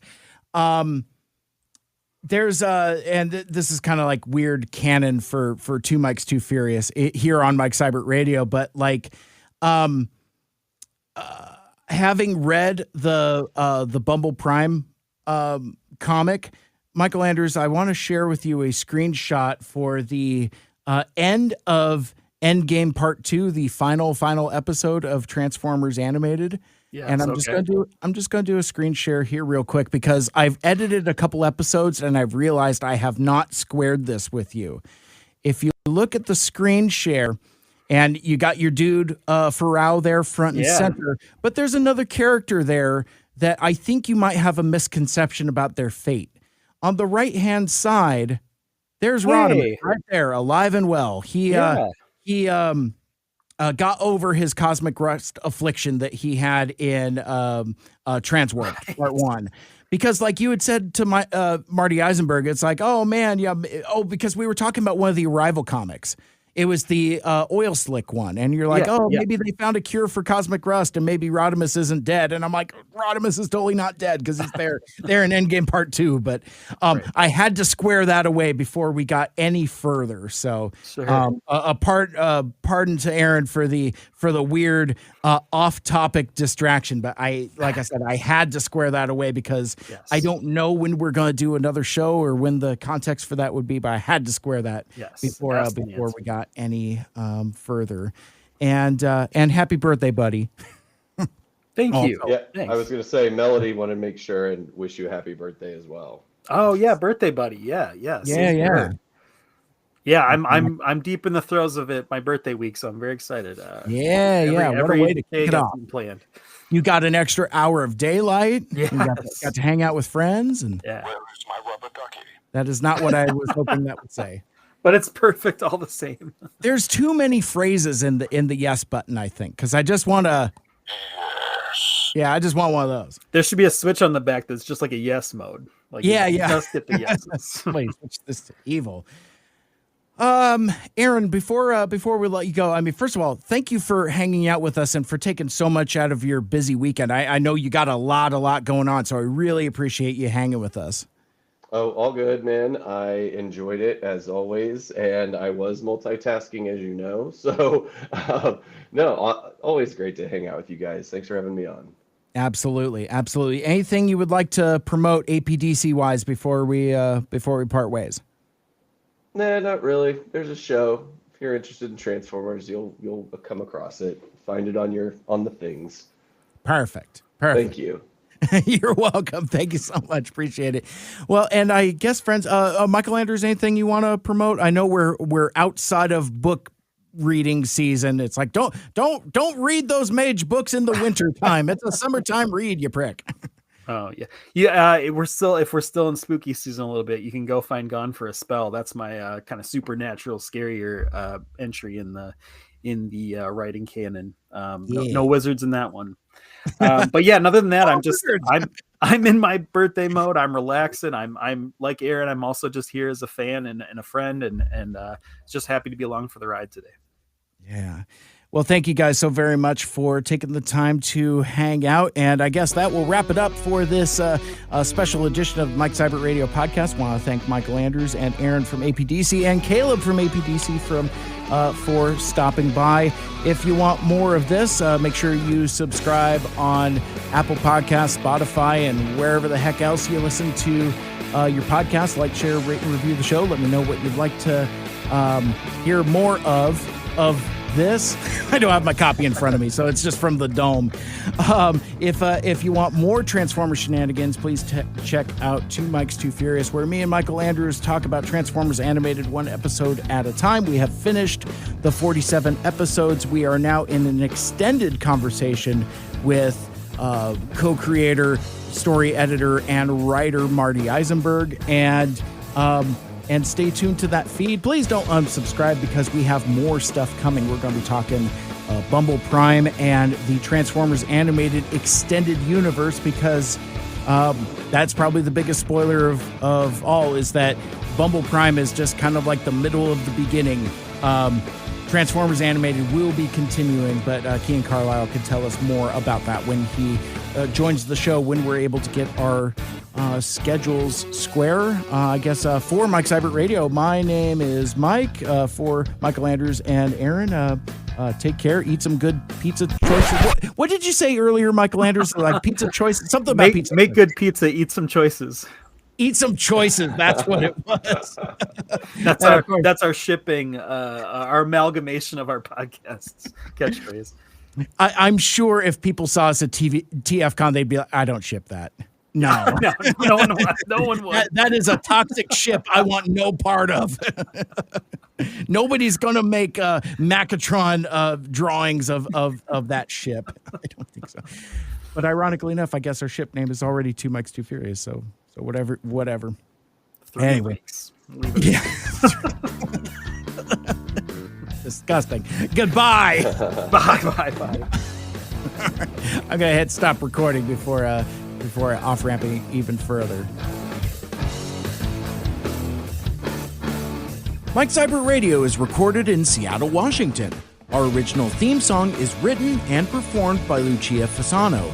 Get her music on all streaming platforms like Spotify and Apple Music, and check out her Instagram at Lucia_Fasano. Our closing theme is A Nice Place to Visit by These Young Fools, used with permission from Michael Geissler. Check out Michael's website, bytourmusic.com, for more music like it. Special thanks to Andy Lita for our logos and graphic design. He is at GoGoAndyRobo. Become a Mike Cybertronian and join the MSRP Friends and Fans Facebook group. And you can follow me on social media at Mike Seibert Radio on Twitter, Facebook, Instagram, and Blue Sky. And check out my YouTube channel for even more videos, and subscribe so you never miss a show and don't miss Two Mikes, Two Furious Animated Transformers. Want to be a guest on the show? Send me an email, MikeSeibertRadio@gmail.com.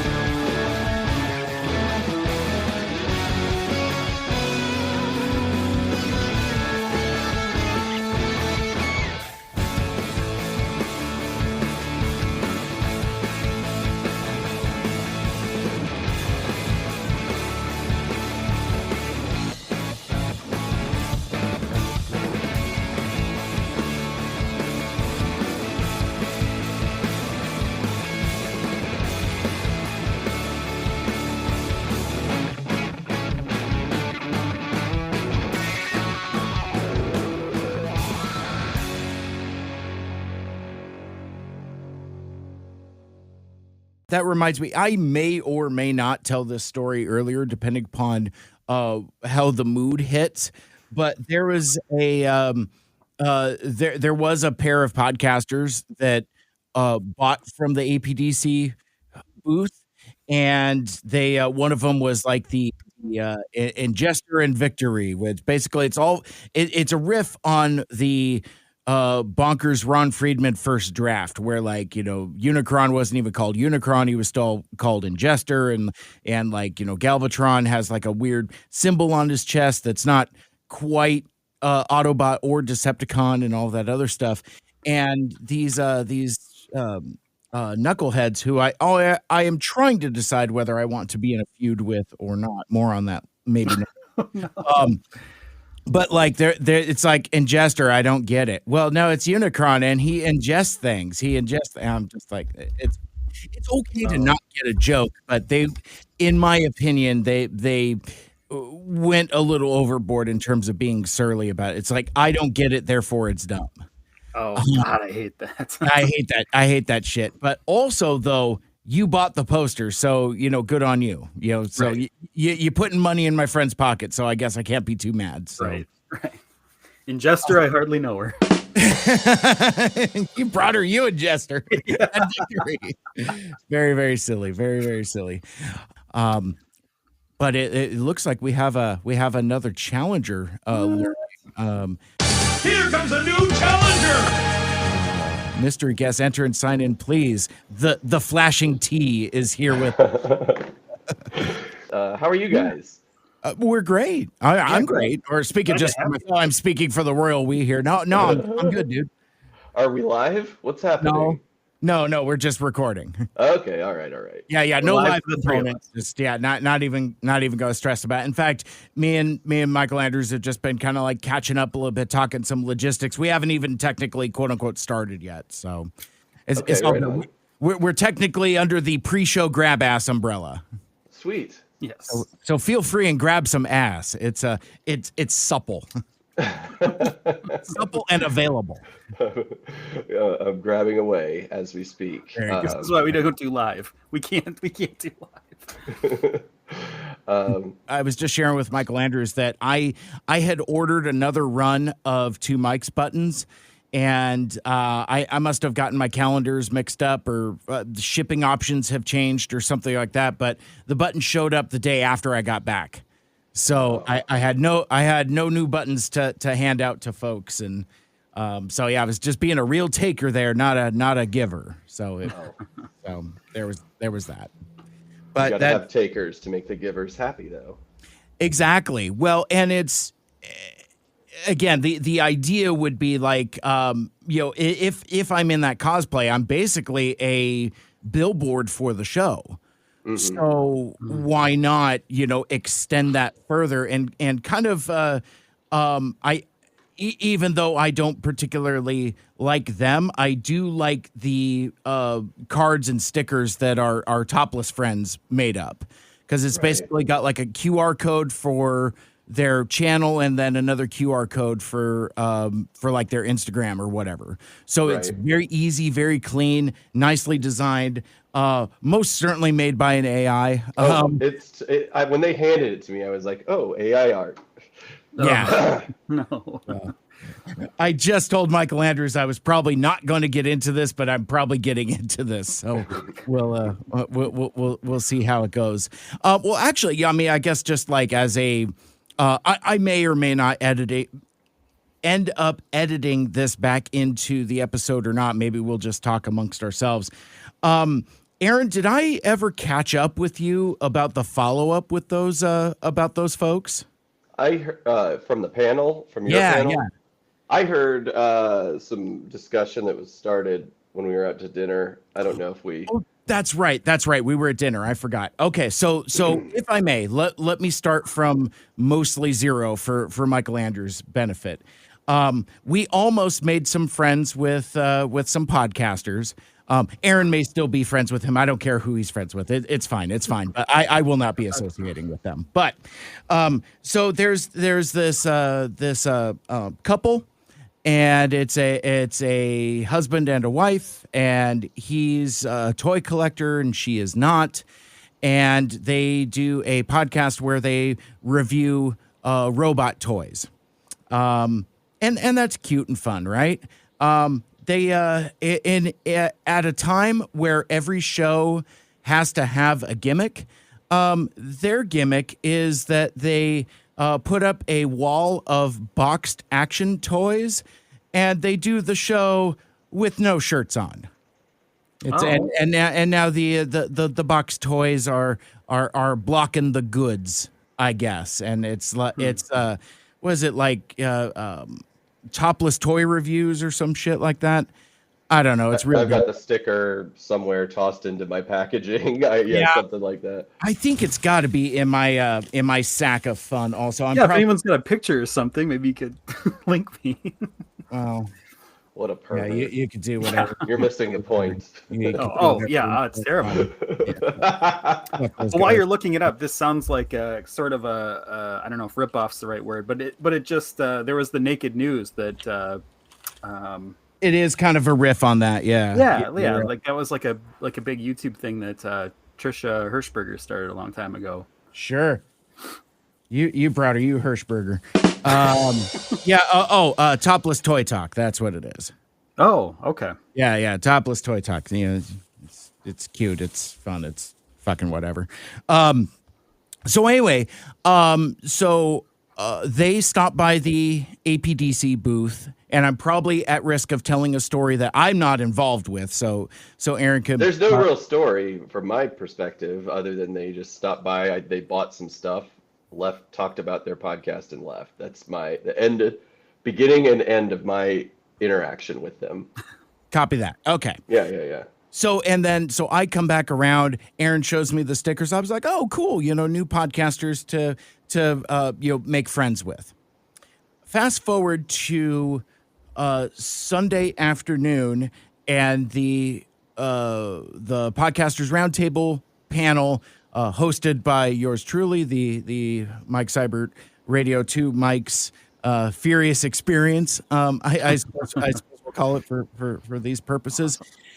And it was a fun panel, and there was maybe 20 people in the audience, because like this was not only the last panel of the day, but it started like a half hour after the dealer room closed. TFCon is over, and so I had no illusion that like folks were going to come out for this.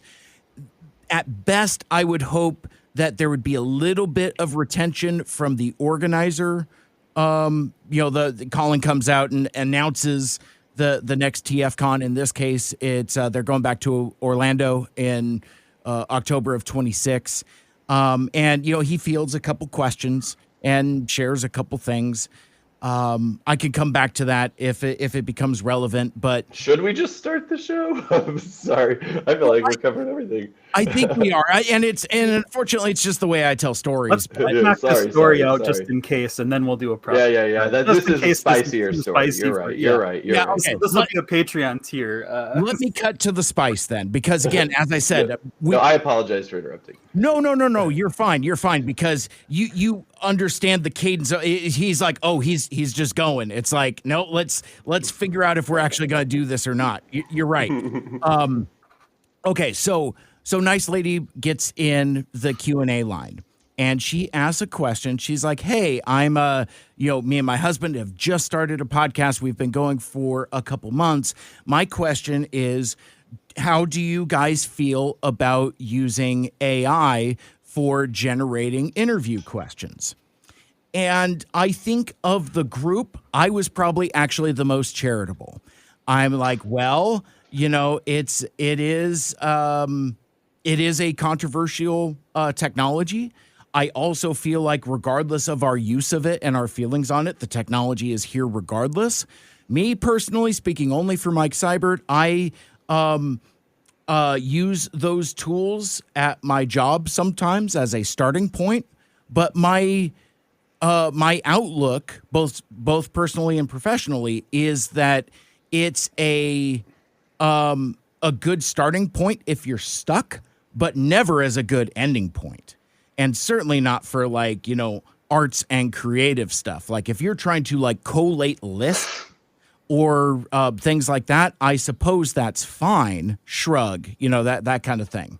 Then my other panelists proceed to be like, hell no, AI's got to go, that kind of thing. And like Daryl talks about, how we're all friends with artists that have, wares to sell and things like that. But I won't know this until I get the audio back from Evan, because I need to revisit exactly what she said and exactly what we said, because now it's like a week's worth of foggy memories. If I recall your recollection from dinner, I think it sounded like, we'll see, again, the record will show eventually, but that her initial question was more along the lines of how you guys feel about using AI. And then after a little bit of pushback from the panel and maybe some moans from the audience, she clarified for questions or something to try and potentially, maybe that's the reality of how they use it, but clearly that sticker was AI generated. But it felt like she was trying to diminish the role AI played in their podcast after getting a read on the room, maybe by saying questions. Absolutely. I wasn't there, but I think I remember that's what you guys were saying. Yeah, no, I think that checks out for what we talked about. And then Onyx, one of the guys from Swerves, who's a, software engineer and stuff, kind of talks about some of the stuff, Mikel Andrews, that we've talked about within the canon of Two Mics, about the difference between iterative AI and generative AI, and how AI is just kind of used as a pejorative for machine learning and that kind of stuff. So he kind of gave a more technical response as opposed to an opinion based response. But the point being was, at the time, and there goes Aaron. But the point being at the time was that it seemed like she wasn't quite satisfied with that answer. The vibe at the time was that she wasn't quite satisfied with that answer. And then, and Aaron, you don't know this because I haven't talked to you about it yet.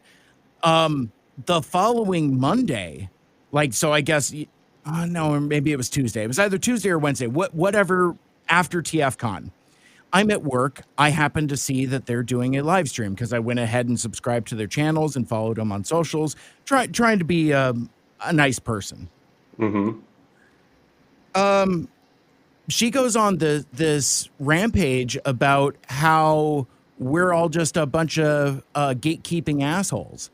and which kind of rubbed me the wrong way. We're a bunch of elitists, and the husband fella pops up and says, "Oh yeah, all of them were saying like, well, I have 40 years of Transformers knowledge in my head. Well, I'm sorry that I don't." Like he was getting like real defensive about it, but also you could tell that not only they themselves are fully pro AI. Because like he gives an example of like, well, yeah, who hasn't written an email and then put it back through the AI to soften the language? To which I'm like, well, nobody. I mean, like, why would you do that? Just write good. I mean, I actually I do that all the fucking time. Not to you soften had the mentioned that. language. I Not to I soften the tracks for you, language, Aaron. This tracks. but honestly, like I'm so paranoid, especially if I'm sending stuff to customers. I want it to be like I'm a terrible writer. I'm too old to fucking take an English class and so I always run through a clarity and grammar request is what I do. I write the email, have the AI clean it up for me. Well, and then I double check it, of course, before I send it. And I don't remember if Aaron brought this up at dinner, or if it was something someone else brought up on the panel, but like, even like working in Microsoft Word and having like the red squiggles, that says like, hey man, that word might not be spelled correctly, or a green squiggle that says, you know what, maybe that grammar isn't correct, or even like in freaking Outlook or whatever, it's like they're like any type of like autocorrect, autofill tools, any of those things are kind of a form of this kind of thing. So I don't want to necessarily get into like a huge philosophical discussion about it here in these proceedings, but basically they're on the wrong side of history and put them in opposition to me and my friends. So therefore they can get fucked. Like I unsubscribed, I thumbs down on their video, unfollowed them on socials, fucking dead to me. Get fucked. Get fucked. Well, because so Aaron did. Yeah, exactly. Because like, I mean, like she was a real fucking dick about it. And it's just like I think the thing that got under my skin is not so much her commentary on AI, and of course, like all of the comments in on their live chat was like, oh, those sound like a bunch of elitist jerks, get with the times, that kind of shit. And I don't know, it just the thing that really got under my skin was she was like, yeah, it was like the lowest attended panel of the day. There was like maybe 15 people there, like, just like throwing shade for like no reason. And so like unnecessarily so. It's like, do you think I was looking to pack the house? I mean, I know it's the panel after the show closes. I know what the attendance is going to be like. Right. I mean, I run into this at fucking Sidefest. It's the same thing in our tiny Seattle show. Once the dealer room is closed, the convention is over. It's just a little bonus for those who are hanging on and care about it. Yeah, and nobody expects it to be a fucking David K thing. Exactly. So that just really kind of got under my skin. So basically, just to workshop with you guys, what my intention is when I get the audio from Evan, I'm going to present it, and then as a post-credit scene, I'm going to unpack some of this drama because I want to, because fuck this. I mean, I get ready, Twitter. It's all good. We've got the competition 2.0 going down, kickstarted by yours truly, Mike Seibert. Yeah, you're not wrong, Aaron, and I really thought about that too. I'm just like, maybe it's me, and it probably is, but like, I don't know. It just really just got under my skin. Well, people handle rejection in different ways. They feel like, first of all, if you're afraid you're not going to like the answer to a question, then don't ask the question. Yeah. But also, it's rejection to them. They felt like that, but at the same time, you were just giving your opinion. Like, They didn't have to they didn't have to take it so personally, you know.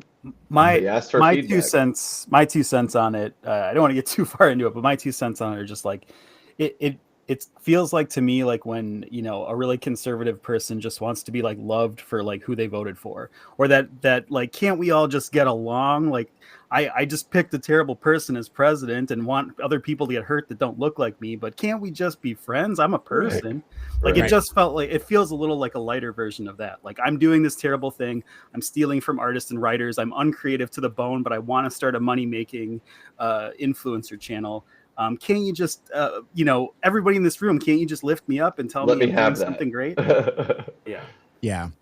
Yeah. She said on their stream, she was quote disappointed and unimpressed with our answers. Sure. That's a direct quote. She had the opportunity to tell you that to your face. Yep. I get that AI is out there. I get that it's a tool. I get that people are using it. I just don't get why, like, what's the point then? You don't have the talent to write the material yourself, research, think of your own questions, create your own art, think of what to say, think of a show idea, think of how to host. And like, we're just all supposed to be like, God, I can't wait to watch this. You literally have to have a robot telling you how to, a great point. Be creative. Like, what's your original take? That's like, you have a Transformers podcast. There's a million Transformers podcasts.